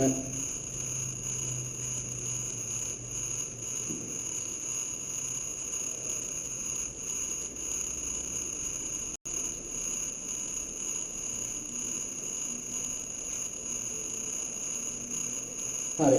පොතේ ව්‍යාපාර සංවිධාන අපිට කොටස් තුනකට වර්ග කරන්න පුළුවන්. පළවෙනි එක ලියන්න අංකයක දාලා හිමිකාරීත්වයේ හෙවත්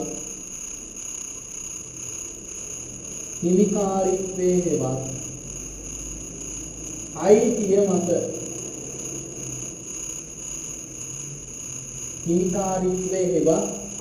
මත දෙවෙනි එක ලියන්න අරමුණ මත. ඒගොල්ලන්ගේ අරමුණ අනුව ඒගොල්ලන්ව වර්ග කරන්න පුළුවන්. තුන්වෙනි එක පරිමාණය මත. ඒගොල්ලන්ගේ පරිමාණය අනුව ඒගොල්ලෝ වර්ග කරන්න පුළුවන්. පරිමාණය මත.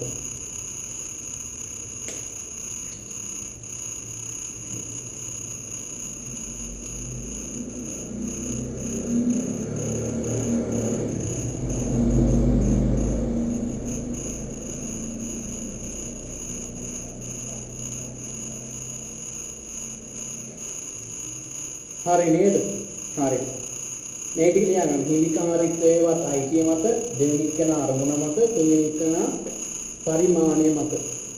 හරි. දැන් මේ එකින් එක බලමු. කොහොමද හිමිකාරීත්වය අනුව බෙදන්නේ?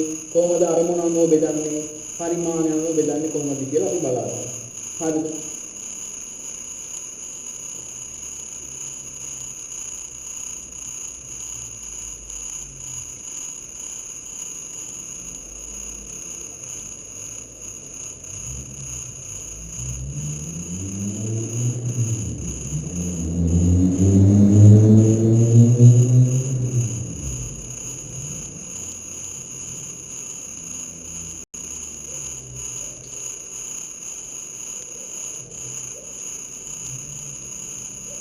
හරි නේද? වැඩි වෙලා ගන්න නැතුව යමුනේ එන අපි. හිමිකාරීත්වයේවත් අයිතිය මත ව්‍යාපාර සංවිධානය වර්ග කරමු. හරිද?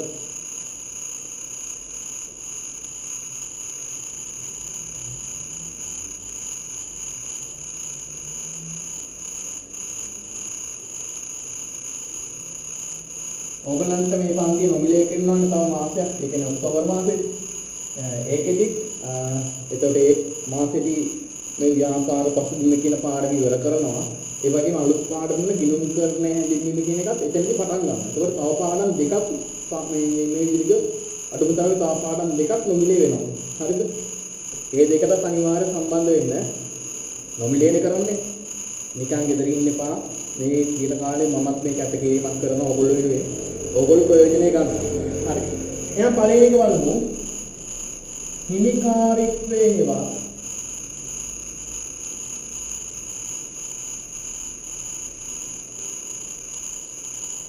අයිතිය අනුව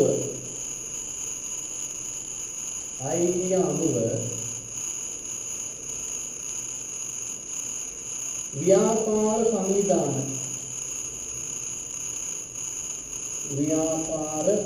සංවිධාන වර්ග කිරීම. හිමිකාරීත්වයේවත් අයිතිය අනුව ව්‍යාපාර සංවිධාන වර්ග කිරීම. sorry.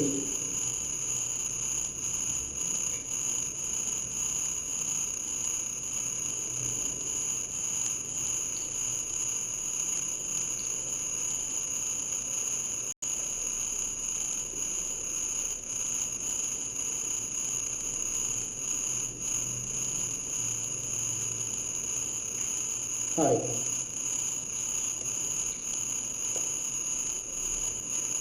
දැන් අපි chart එකක් අඳගන්න යන්නේ. ඉතින් පොතේ මෙතන පිටු භාගයක්වත් ඉඳ තියනවා නම් හොඳයි. මොකද පොඩි පිටු භාගයක් PR පොතක් නම් පිටු භාගයක් ඉඳ තියෙන්න ඕන. නිකන් සාමාන්‍ය එක්සයිස් පොතක් නම් පිටුවක්වත් ඉඳ තියෙන්න ඕන. හරිද? හරි. එහෙනම් දැන් අපි බලමු කොහොමද මේ හිමිකාරීත්වය නැත්නම් අයිති අනුව ව්‍යාපාර සංවිධාන බෙදෙන්නේ කියලා. දැන් මේ තියෙන්නේ ව්‍යාපාර. දැන් අපි ව්‍යාපාර ටික බෙදන්න යන්නේ. අයිති අනුව බෙදෙන්නේ මෙහෙමයි. අයිති අනුව පළවෙනි එක්කෙනා අපි කියන පෞද්ගලික අංශය සතු ව්‍යාපාර. ලියන්න. පෞද්ගලික අංශය සතු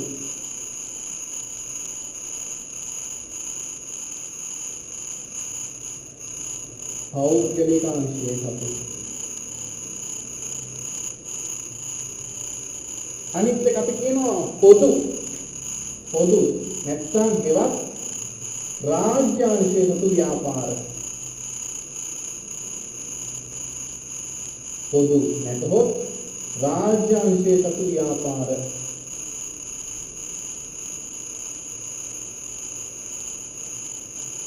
පොදු රාජ්‍ය අංශය සතු ව්‍යාපාර.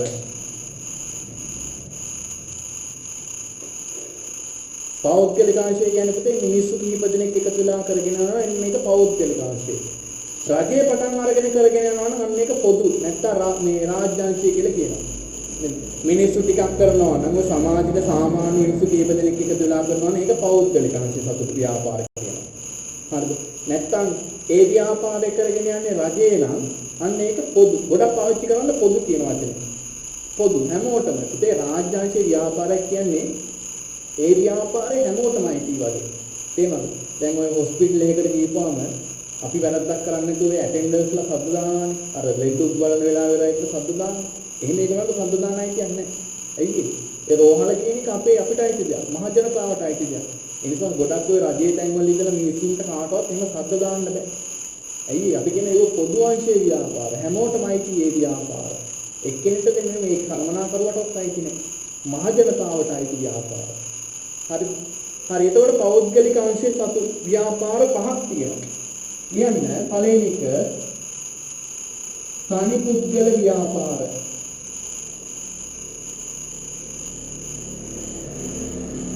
තනි පුද්ගල ව්‍යාපාර. දෙවෙනි එක හවුල් ව්‍යාපාර. හවුල් ව්‍යාපාර. තුන්වෙනි එක සංස්ථාපිත සමාගම්. සංස්ථාපිත සමාගම්. සමහරවිට ඔයගොල්ලෝ මේ ඔය පාරයන්දි දැකලා ඇති සම්පූර්ණ ව්‍යාපාර නම් මෙහෙම දාලා තියෙනවා. Private limited. මේක තේරුම පුතේ ප්‍රයිවට් ලිමිටඩ්. මේ විදිහට දාලා තියෙන. නැත්නම් අන්තිමට සිංහලෙන් නම් සමාගම.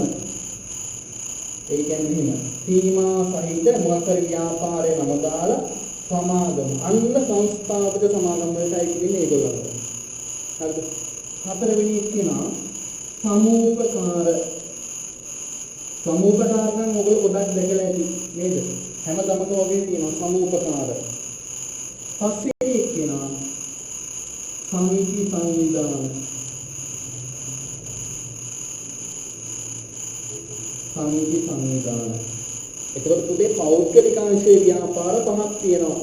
තනි පුද්ගල, හවුල්, සංස්ථාපිත සමාගම්, සමූපකාර හා සමිති සංවිධාන. සංස්ථාපිත සමාගම් කියන්නේ මම පස්සේ කියලා දෙන්නම් මේ පාඩමේදී. සංස්ථාපිත සමාගම් කියන්නේ අපි ඉංග්‍රීසියෙන් කියන්නේ කම්පැනිස් කියලා. කම්පැනිස් කියලා කියන්නේ අන්නේ සමාගම්. නේ මමට පාරයේදී දැකලා ඇති. Private limited. කියන්නේ මෙහෙම LOLC private limited කියලා දැකලා තියෙන්නේ. LOLC private limited. ඊට පස්සේ දක්වන සීමා සහිත විදුලි බල පුද්ගලික සමාගම අන්තිමේදී සමාගම කියලා තියෙනවා නම්. ඉංග්‍රීසියෙන් නම් මෙහෙම private limited සිංහලෙන් නම් අන්තිම සමාගම. ඉතරෙන් කියන ඒගොල්ලන්ගේ සීමා සහිත. සීස. හරිද? ටීවී එකේ ඔයගොල්ලෝ දැකලා ඇති. ඇඩ්වර්ටයිස්මන්ට් දාන්නේ සීමා සහිත කියලා දානවා. සීමා සහිත ඩේවිඩ් කීරිස් පුද්ගලික සමාගම. ඊට පස්සේ LOS ඉංග්‍රීසියෙන් දාන්නේ ඩේවිඩ් කීරිස් private limited. අන්න private limited මේ සීමා සහිත කියන වචන පාවිච්චි කරනවා නම් අන්න සංස්ථාපිත සමාගම් කියන ව්‍යාපාර වලටයි. හරිද?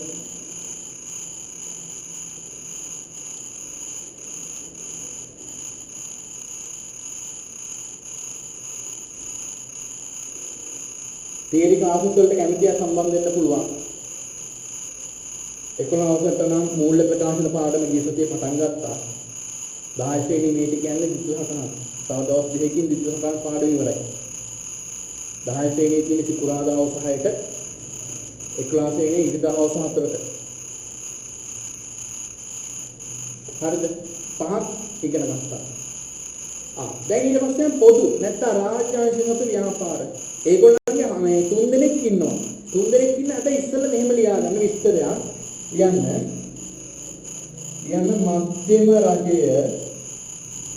මධ්‍යම රජය කමා පළාත් සභා මධ්‍යම රජයේ කමා පළාත් සභා හා මෙතන සභා හා පළාත් පාලන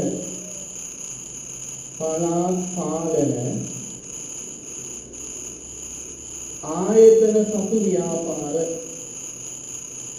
පළාත් පාලන ආයතන සතු ව්‍යාපාර මධ්‍යම රජය පළාත් සභා හා පළාත් පාලන ආයතන සතු ව්‍යාපාර අන්න මේගොල්ලෝ තමයි මේ පොදු අංශයට ගෙනෙන්නේ. හරිද? මධ්‍යම රජය පළාත් සභා හා පළාත් පාලන ආයතන සතු ව්‍යාපාර. ඒ නිසා වර්ග කරන්නේ නැහැ. විභාගෙදි මේ විදිහට වර්ග කරන්නේ නැහැ පුතේ. මම වගකීමෙන් කියන මේ විදිහට chart එකක් ඇඳලා පෙන්නන්නේ නැහැ. හැබැයි ඉරිගාන ප්‍රශ්න වලින් අහනවා. පාද සඳහන් ව්‍යාපාර අතුරින් පෞද්ගලික අංශයට අයිති ව්‍යාපාර මොනවද කියලා අහනවා. හරිද? ඉරිගාන ප්‍රශ්න වලදී අහනවා. ඒ වගේම දේශ රචනා ප්‍රශ්න පත්‍රය අහනවා. ඉහත ව්‍යාපාර සංවිධාන ඇත්තන්නේ කවර ව්‍යාපාර සංවිධානයකද කියලා අහනවා. හරිද? ඒ නිසා මෙන්න chart එකක් අඳින්න ඉන්න හැබැයි chart එක මේ මතක තියාගන්න. පෞද්ගලික අංශයේ 5 දෙනයි රාජ්‍ය අංශයේ ඉන්න 3 දෙනෙක්. කියන රාජ්‍ය අංශයේ 3 දෙනා පළවෙනි කෙනා රාජ්‍ය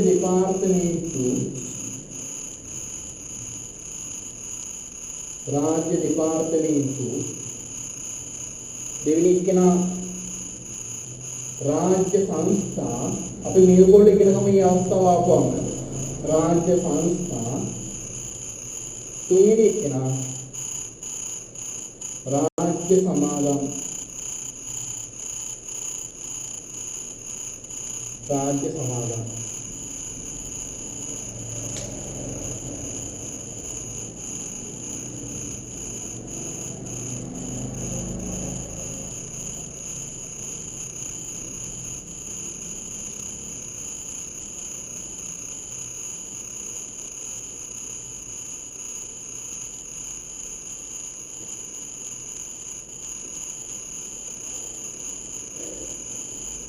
හරි මේ තමයි කොහොමද මේ බෙදුවේ හිමිකාරීත්වය අයිති අනුව බෙදුවේ මෙහෙම දැන් අපි ඕල් කරන් දිනම් පුතේ මෙව අපේ කටපාඩම් කරගත්තා මේක කටපාඩම් කරගත්තා දැන් මම කියවන කලින් වගේ chart එක අඳින්නේ නැහැ මේ විදිහට අඳලා පෙන්නන්න කියලා ඉන්නේ නැහැ හැබැයි අපි දැනගෙන ඉන්න ඕන නේද පෞද්ගලික අංශයට අයිති කීයද පේපර් එකකටත් නෙමෙයි අපි ජීවිතේදී මේ ව්‍යාපාර දැනගන්නවා නේ තව කෙනෙක්ට කියලා දෙන්න හරි මෙන්න මේ ව්‍යාපාරයයි මේ ගණේට මේගොල්ලෝ පෞද්ගලික අංශයේ ව්‍යාපාරය මේගොල්ලෝ රාජ්‍ය අංශයේ ව්‍යාපාරය කියලා අපි දැනගන්න ඕන හරිද විනාඩි 5ක් දෙන්නම් ඉක්මනට මේක පාඩම් කරගන්න ලේසි කොහොමද මෙහෙම පාඩම් කරගන්නේ හිමිකාරීත්වය වෙන අයිතිවරු ව්‍යාපාර සංවිධාන කොටස් දෙකකට බෙදන්න පුළුවන් හිමිකාරීත්වයවත් අයිතිවරු ව්‍යාපාර සංවිධාන කොටස් දෙකකට බෙදන්න පුළුවන් එක පෞද්ගලික අංශසතු ව්‍යාපාර අනිත් එක පොදු නැත්නම් රාජ්‍ය අංශසතු ව්‍යාපාර පෞද්ගලික අංශසතු ව්‍යාපාර පහක් තියෙනවා තනි හවුල් සංස්ථාපිත සමූහකාර සමිති මෙහෙම මතක තියාගන්න තනි හවුල් සංස්ථාපිත සමූහකාර සමිති අන්නෝක වචනේ දිවට පුරුදු කරගන්න තනි හවුල් සංස්ථාපිත සමූහකාර සමිති ඒකන ගොඩක් තියෙනවා. ඊට පස්සේ පොදු අංශයේ තුනක් මේගොල්ලෝ ඕනේ. මේගොල්ලෝ රාජ්‍ය දෙපාර්තමේන්තු. රාජ්‍ය කියන එක අනිවාර්යයිනේ. රාජ්‍ය. පේනවනේ රජය කියලා පෙන්නන විදිය. රාජ්‍ය දෙපාර්තමේන්තු, රාජ්‍ය සමාගම්, රාජ්‍ය සංස්ථා. හරි. අන්න ඔය විදිහට පටන් මේ පාඩම් කරගන්න මම විනාඩි 5ක් දෙන්න. ඉක්මනට පාඩම් කරගෙන යන්න අපිට වදිනවා ඒක.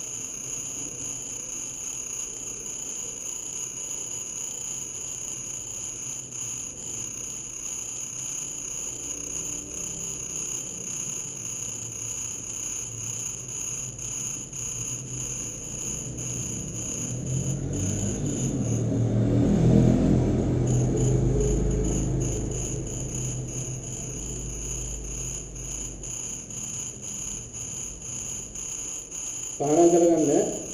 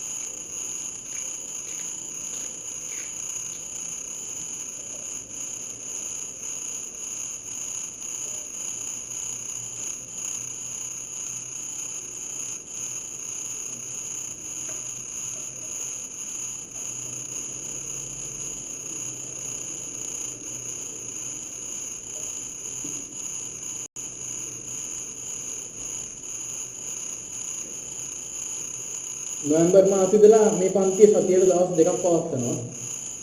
නොවැම්බර් මාසෙ ඉඳලා.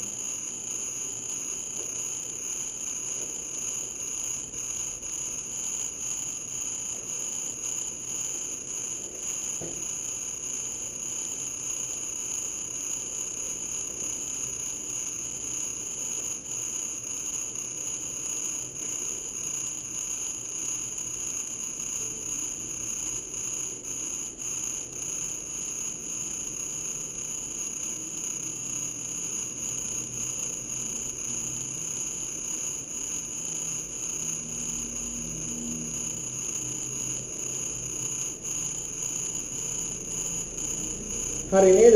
හරි. පුතේ ඔබ පාඩම් තියෙන්න ඕන. හරිද? දැන් මූණට මූණ පන්තිය හම්බ වෙනවා නම් මම ඕක ඒ වෙලාවෙම පන්තියට කටපාඩම් ගන්නවා. දැන් ඉතින් දැන් ගන්න බෑනේ මයික් එක අන්මියුට් කරලා කියන්න කියලා අහන්න බෑ පොත බලාගෙන හරි කියයිනේ. ඒ නිසා දැන් ඒක ප්‍රායෝගිකව නෑ ඔන්ලයින් කරත් නැත්නම් මම පන්ති කාමරවල කරද්දී ওই වෙලාවම පාඩම් කරලා මම ගන්නවා පාඩම්. හරිද? මොකද මේක ලේසියෙන් මතක තියාගන්න පුළුවන්. මේක මතක තියාගන්නවා කියන අඳුමතරම මේ අපිට ඕලර් පේපරේ ලකුණු දෙකක් හරි ගන්න පුළුවන්. ලකුණු දෙකක්. දැන් ඔයගොල්ලන්ට හිතෙන අයියෝ ලකුණු දෙක කියන්නේ අපි ලකුණාවක් තමයි. හරි? හරි. දැන් එහෙනම් හිමිකාරීත්වය ඒව පයින්දාන ව්‍යාපාර සංවිධාන වර්ග කරා. එහෙනම් අපි බලමු කොහොමද දැන් අරමුණ අනුව ව්‍යාපාර සංවිධාන වර්ග කරන්නේ කියලා. හරිද?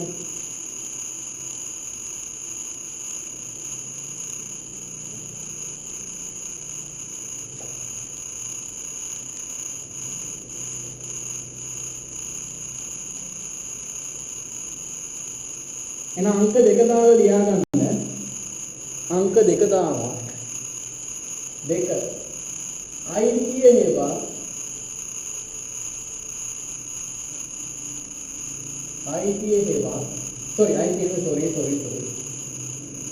අරමුණ අනුව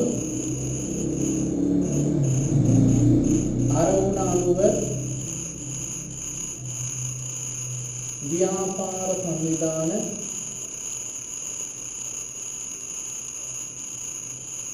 वर्ग की कीमत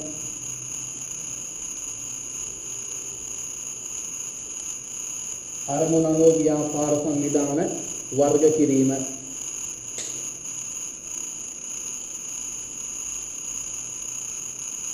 මේ chart එක චුට්ටක් ලොකුයි අරකට වඩා.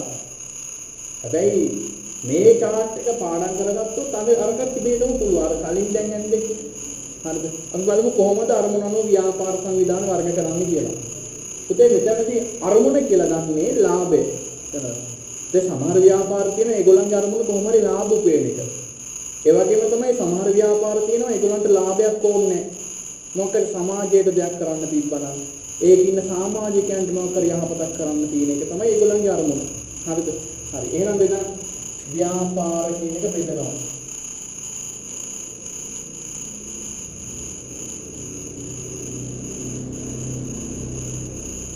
කොටස් දෙකකට.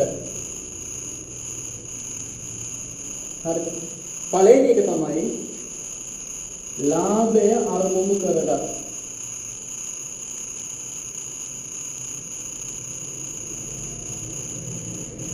ලාභය අරමුණු කරගන්න. අනිත් එක තමයි ලාභය අරමුණු කරනදා.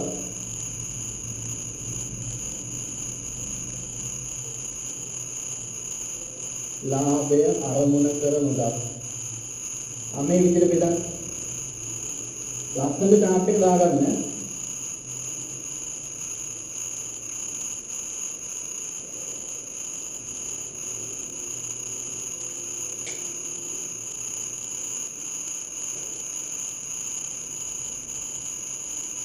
ලාභය අරමුණු කරගත් ලාභය අරමුණු කර නොගත්.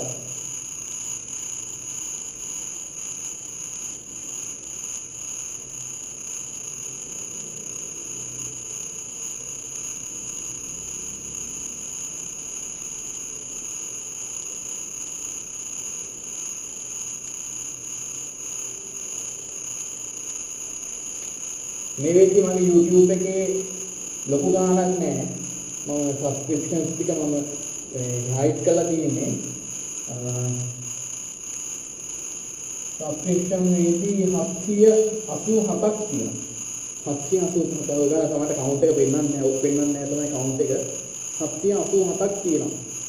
සබ්ස්ක්‍රයිබර්ස්ලා 787ක්. ඉතින් මේ පාර try කරන්න කොහොමද මේ අවුරුද්ද තුනට මේක 18 ටාගට් කරගන්න තමයි try කරන්නේ. 18. එතකොට පුළුවන් නම් වීඩියෝ බලන්න වීඩියෝ එක මම හෙට දාපුවම කට්ටිය ඔයගොල්ලෝ යාළුවෝ ඉන්නවනේ යාළුවන්ට ෂෙයා කරන්න සබ්ස්ක්‍රයිබ් කරපු නැති අය මේ channel එකේ නම් ඔය තියෙන්නේ ඒ ගිහිල්ලා අර බටන් එකම බලලා බෙල් අයිකන් එක ක්ලික් කරගෙන යන්න. එතකොට අනිත් පාඩම් දාද්දි ඉස්සරහට මම කොමර්ස් පාඩම් කරනවා. ඒ පාඩම් ඔක්කොම අප්ලෝඩ් වෙනවා එකේ. එතකොට ඔයගලන්ට ඒක බලන්න පුළුවන්. හරි.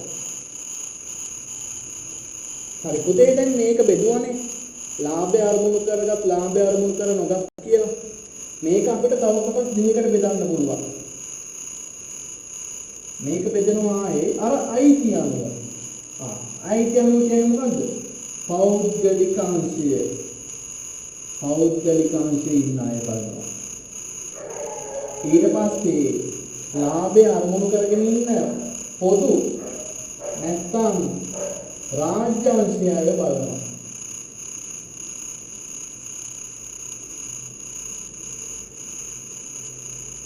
හරිද?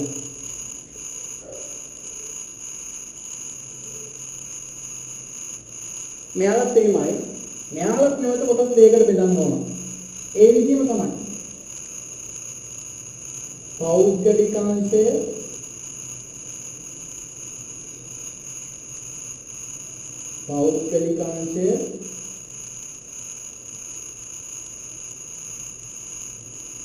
අනිත් එක්කෙනා පොදු නැත්නම් රාජ්‍යාංශය. මේ නම් දෙකම පුරුදු වෙන්න. පොදු හේවත් රාජ්‍යාංශය කියලා පුරුදු වෙන්න.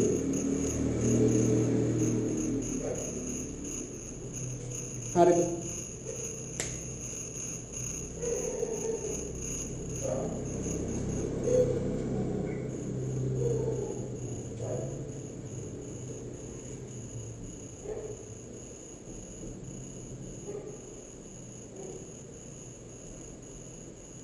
හරි. මේක දාගන්න එකම ලස්සනට දාගන්න chart එක.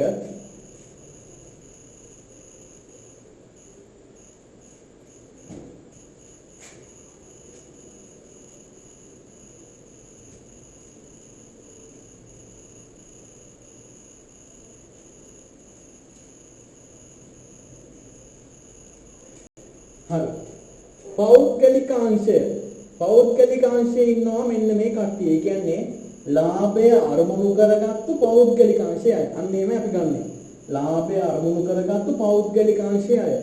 හරිද? ලියන්න පෞද්ගලිකාංශෙ මෙන්න මේ කට්ටිය ඉන්නවා. තනි පුද්ගල ව්‍යාපාර පළවෙනි එක්කෙනා.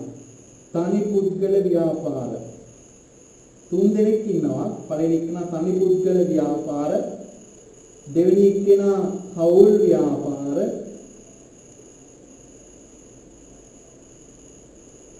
තුන්වෙනි එක්කෙනා සංස්ථාපිත සමාගම්. අර අපි කලින් ලිව්වේ ඒකේ පළවෙනි තුන් දෙනාම මේගොල්ලන්ට. පළවෙනි තුන් දෙනාටම ලාභය ඕනලු. අපිට ලාභයක් තමයි මේ ව්‍යාපාරයෙන් ඕන.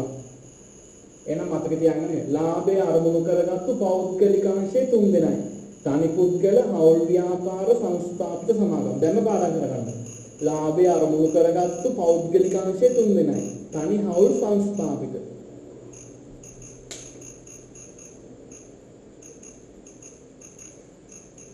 පොදු නැත්නම් රාජ්‍ය අංශය එක්කෙනා ඉන්නේ. ඒ තමයි රාජ්‍ය සමාගම්. රාජ්‍ය සමාගම්. එක්කෙනා ඉන්නේ රාජ්‍ය සමාගම්. රාජ්‍ය සමාගමකට උදාහරණයක් තමයි ලිට්‍රෝ ගෑස්. ඒකේ වැඩි ගාණක් අයිති තියෙන්නේ රජයට. ලිට්‍රෝ ගෑස් සමාගම. රාජ්‍ය සමාගම.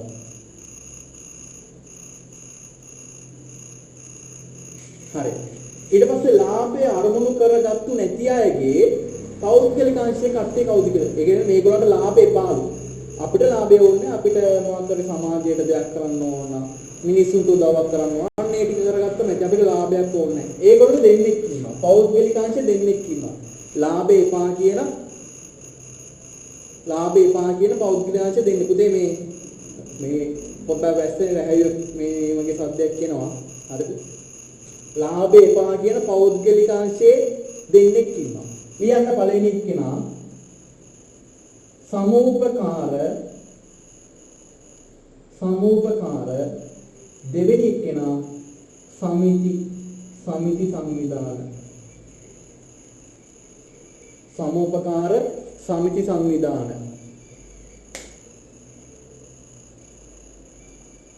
සමූපකාර සමිති සංවිධාන.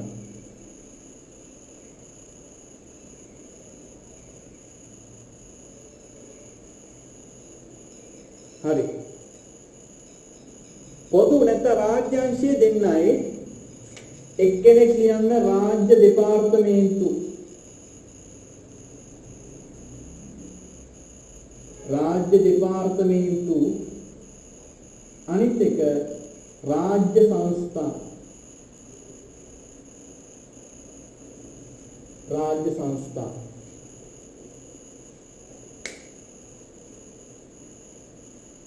තේරෙනවද? හරි. මේ chart එක පුළුවන් නම් ඔයාලට කලින් chart එක කොහොමද පුළුවන්? ඒ නිසා මම කියන්නේ මේගොල්ලෝ මේක පුළුවන් නම් පාඩම් කරගන්න කියලා. හරිද? විභාගෙ දිහායියා මේ අතරින් පෞද්ගලික අංශය සතු ලාභය අරමුණු කර නොගත් සංවිධාන කාණ්ඩය වන්නේ කියලා අහන්න ඉඩ තියෙනවා. හරිද? ඒකෙත් මේ විදිහට මම කලින් කිව්වනේ මේ chart එක අඳින්නේ නැහැ. හරිද? මේ chart එක අඳින්නේ නැහැ. හැබැයි මේක පුළුවන් කියන්නේ අපිට එක කියන්නේ මේක පුළුවන් නම් අපිට කියන්න ලාභය අරමුණු කරගත්තු මං අහනවා ඔයගොල්ලෝ. ලාභය අරමුණු කර නොගත් පොදු අංශයේ ව්‍යාපාර මොනවද? උත්තරේ රාජ්‍ය සමාගම්, රාජ්‍ය සංස්ථා. රාජ්‍ය දෙපාර්තමේන්තු, රාජ්‍ය සංස්ථා. ඊට පස්සේ ලාභය අරමුණු කරගත්තු පෞද්ගලික අංශයේ කට්ටිය කවුද? තනි පුද්ගල ව්‍යාපාර, හවුල් ව්‍යාපාර, සංස්ථාපිත සමාගම්. අන්න ඒ විදිහට පුරුදු වෙන්න ඕන. හරි. දැන් ඔයගොල්ලෝ පාඩම් කරන්නේ එහෙම. ලාභය අරමුණු කරගත්තු පෞද්ගලික අංශයේ 3 දෙනෙක් ඉන්නවා. තනි හවුල් සංස්ථාපිත. හරිද? ඊට පස්සේ ලාභය අරමුණු කරගත්ත පොදු අංශයේ කෙනෙක් ඉන්නවා. රාජ්‍ය සමාගම්. ඊට පස්සේ මෙහෙම. ලාභය අරමුණු කර නොගත්ත පෞද්ගලික අංශයේ දෙන්නයි. සමූපකාර සමිති සංවිධාන. ලාභය අරමුණු කර නොගත්ත රාජ්‍ය අංශයේ දෙන්නයි. රාජ්‍ය දෙපාර්තමේන්තු, රාජ්‍ය සංස්ථා.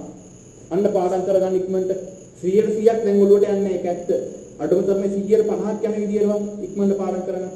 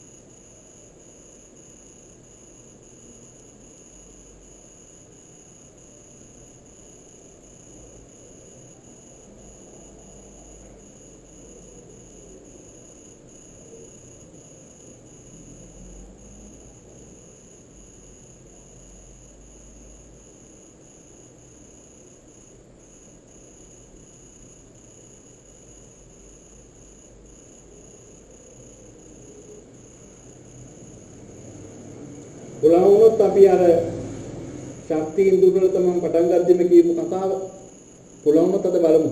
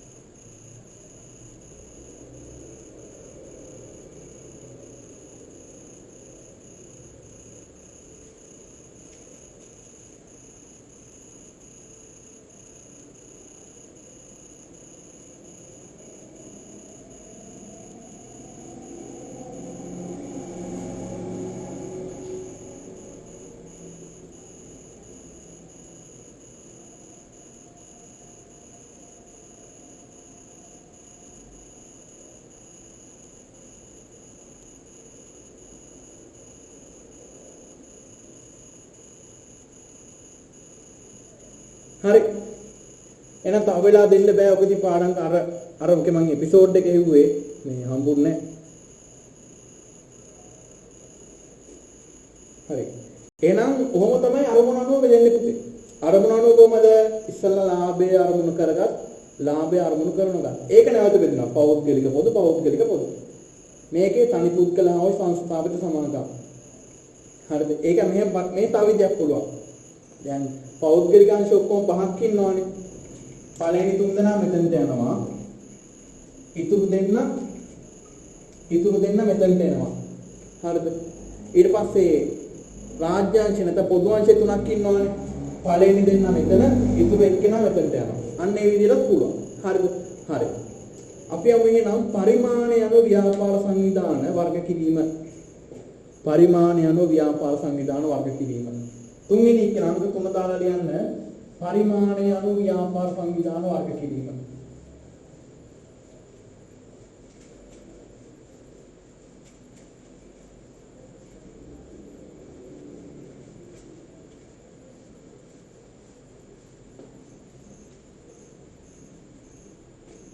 අංක 3 පරිමාණය අනුව ව්‍යාපාර සංවිධාන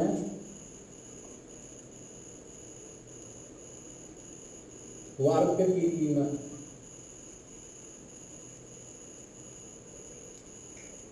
පරිමාණ අනුව ව්‍යාපාර සංවිධාන වර්ග. ඉතින් මේක නම් ගොඩාක්ම ලේසි. ගොඩක් ලේසි. හැබැයි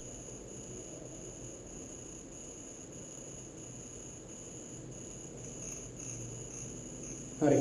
එයාට අනුමාතුකාවක් දාගන්න පුතේ. අනුමාතුකාවක් පරිමාණය අනුව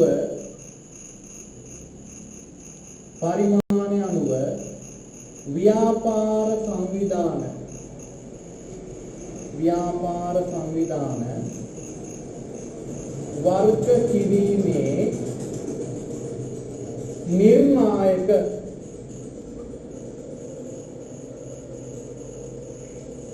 පරිමාණ අනුව ව්‍යාපාර සංවිධාන වර්ග කිරීමේ නිර්ණායක. දැන් අපි කිව්වනේ පරිමාණ අනුව බෙදෙන්නේ මෙහෙමත් දැන් කලින්ම කියන්නම් සුළු පරිමාණය මහා පරිමාණය කියලා බෙදෙන්න තියෙන්නේ. ඉතින් එහෙම බෙදන්න අපිට මොනවද තියෙන නිර්ණායක පිළිගන්න පුළුවන් ක්‍රමවේද මොනවද? අන්න ඒක තමයි ඉගෙන ගන්න යන්නේ.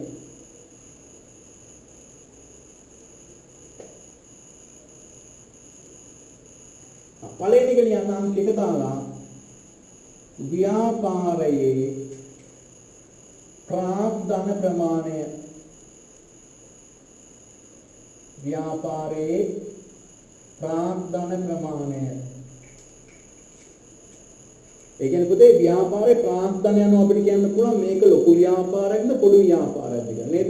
ඕගොල්ලන්ට ෆැක්ටරියක් දැක්කමනේ ගමේ තියෙන ටේලර් ෂොප් එකද ලොකු නැත්නම් ගමේ තියෙන ගාමන්ට් ෆැක්ටරි එකද ලොකු?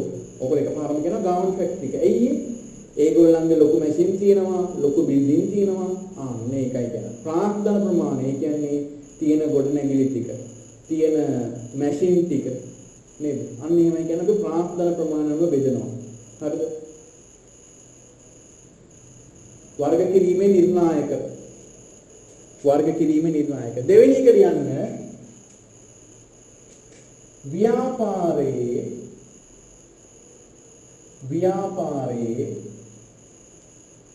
සේවක සංඛ්‍යාව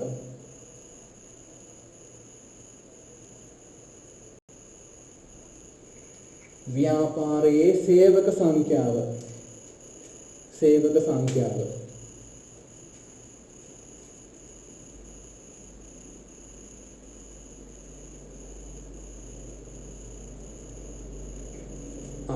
ඒ කියන්නේ පුතේ ටේලර් ෂොප් එකක ඉන්නේ ගම්මිනේ ටේලර් ෂොප් එකේ අංකල් ඒකේ කවුද ඉන්නේ? ඒ මහාන අංකලුයි තව උදව්වට තව කොල්ලෙක් ඉන්නවා. එච්චරයිනේ. හැබැයි ගාමන්ට් ෆැක්ටරි එක අම්මට සිරි 500කට වඩා ඉන්නවනේ. එතකොට අපි කියනවා ගාමන්ට් ෆැක්ටරි එක මහා පරිමාණ ව්‍යාපාරයක් අර ටේලර් ෂොප් එක සුළු පරිමාණ ව්‍යාපාරයක් කියලා. හරි. තුන්වෙනි එක ලියන්න භාවිතා කරන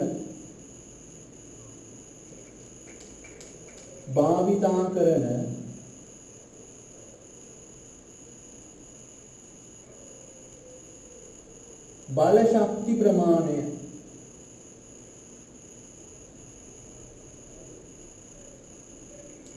භාවිතා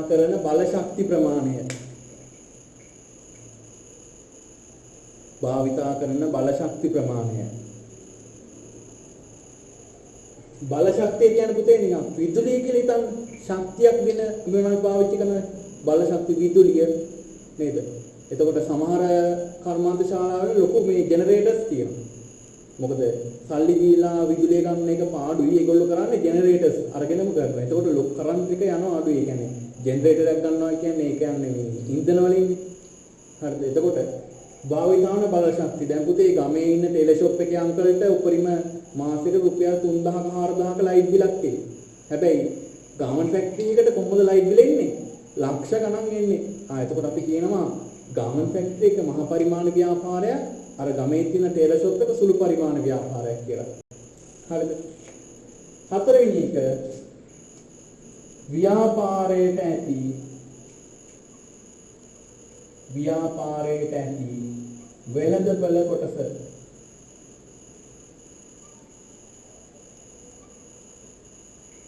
ව්‍යාපාරයට ඇති වෙළඳපළ කොටස. වෙළඳපළ කොටස කියන්නේ මෙහෙමයි. දැන් ගමේ තියෙන ටේලර් ෂොප් එකේ අංකල් ඇඳුම් මහන්නේ කාටද? ගමේ ඉන්න අයටමනේ. මෙතන ගමේ ඉන්න අය. හැබැයි අර ගාමන්ට් ෆැක්ටරි වල ගමේ ඉන්න අයටද? නැත්නම් ඒ ගාමන්ට් ෆැක්ටරි එකේ තියෙන නගරේ ඉන්න කට්ටියටද? නැහැ. ඒගොල්ලෝ මහන්නේ පිටරට. යුරෝපීය රටවල්, ඇමරිකානු රටවල්, අප්‍රිකානු රටවල්, අන්න ඒගොල්ලන්ට මහා මැද පෙරදිග රටවල් කෙලින්ම මහන්නේ පිටරටද. නේද?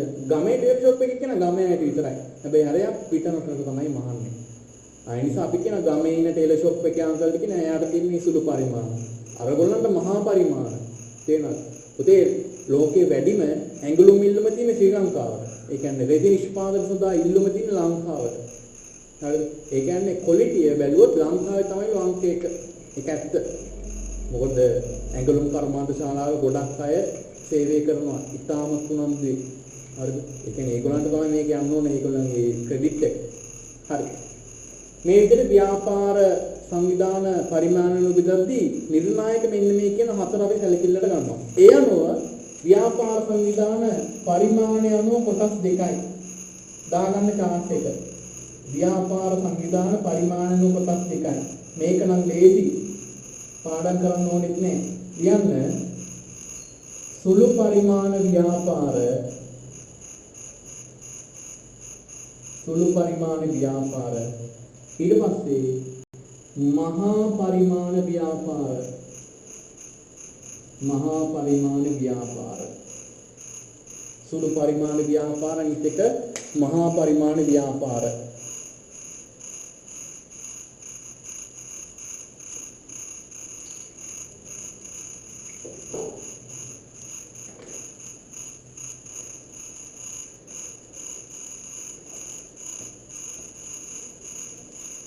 හරි.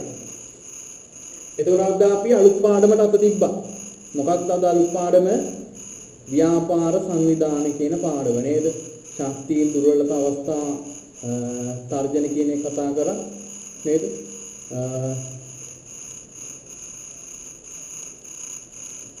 මධ්‍ය පරිමාණ මෙතනදි ගන්නෙ නැහැ. ගන්නේ සුළු හා මහා පරිමාණ. සුළු පරිමාණයි මහා පරිමාණයි. A level ටික තුනකට බෙදෙනවා. A level ටික තුනයි. සුළු, මධ්‍ය, මහා. සුළු පරිමාණ, මධ්‍ය පරිමාණ හා මහා පරිමාණ කියලා බෙදෙනවා A level වලට. O level වල තියෙන්නේ මේ සුළු පරිමාණ, මහා පරිමාණ කියලා. හරි.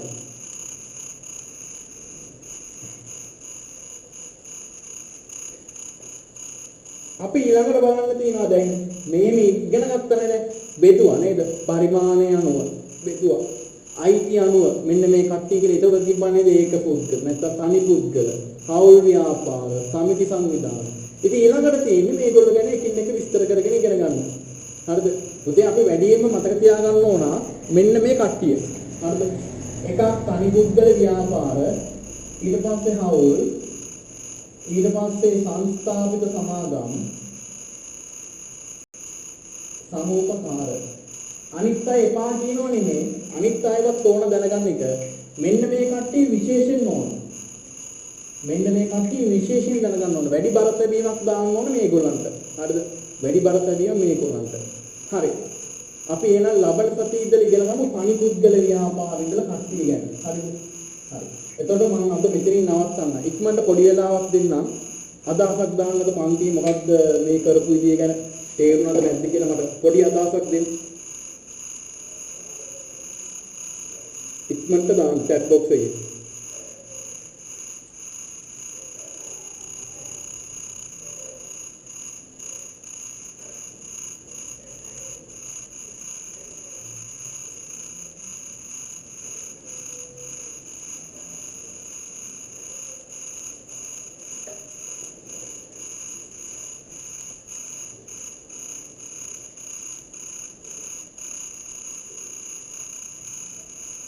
මේ පුළුවන් නම් ලබන සතියේ පන්තිය ගැන ඔයගලන්ගේ යාළුවෝ ඉන්නවනේ ඒගොල්ලෝ දැනුවත් කරන්න. හරිද? අනිවාර්යයෙන් මට උදව් පිළිරේ කරන්න. මම දානවනේ ලින්ක් එක දානවා ගෲප් එක දානවා. පුළුවන් මේ මැසේජ් එක. තව යාළුවෝ අඩුතරමේ 5 දෙනෙක් හරි. යාළුවෝ ඉන්නවා අනිවාර්යයෙන් හැමෝටම යාළුවෝ ඉන්නවා. 5 දෙනෙක් හරි ඒගොල්ලන්ට අනිවාර්යයෙන්ම කට්ටිය දාන්න. තේරුණාද? මෙහෙම කරොත් ඊළඟ දවස් අඩුතරමේ අද ඇක්ටිව් ඉඳන් ළමයි 40ක් හිටියා අන්තිම වෙනකන්. අන්තිම හරිය වෙද්දී කීප දෙනෙක් යනවා කම්මැලිනේ. කම්මැලිකම තියෙන කට්ටියක් අන්තිම හරියට යනවා. ලේසියිනේ පන්තිෙන් ප්‍රතිපයින්. මේ නිසා අද ගිය සතියට සාපේක්ෂව ප්‍රමාණයක් හිටිය අලුතෙන් ඇවිල්ලා හිටිය කට්ටිය ලින්ක් එක ඕන අය. ඒ කියන්නේ රෙජිස්ටර් වෙන ලින්ක් එක ඕන අය පන්තියට WhatsApp group එකේ ඒව ඕන අය ඉන්නවා නම් ඉක්මනින් මේ පන්ති වල මගේ WhatsApp number එකට මැසේජ් එකක් දාන්න. WhatsApp number එක තමයි ආයෙත් මම දාන්නම්. 0.77 45 48 169 45 48 169 කියන එකට පණිවිඩයක් දාන්න. තා පුළුවන් නම් ඉන්නවනම් කමෙන්ට් එකක් දාන්න chat එක.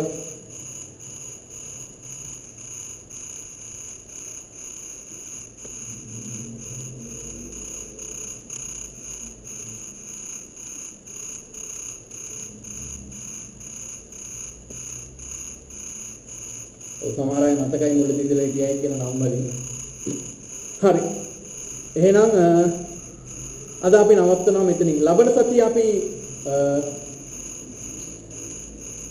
ලබන සතියේ අපි මේක ඉතුරු කොටසින් සාකච්ඡානේ තමයි තනි පුද්ගල ව්‍යාපාර ගැන ඉඳලා අපි සාකච්ඡා කරන්න ගන්නවා. කොහොම හරි තනි පුද්ගල ඉවර කළා. තනි පුද්ගලයි හවුල් කියන දෙන්නම කොහොම හරි ලබන සතිය ඉවර කරගමු.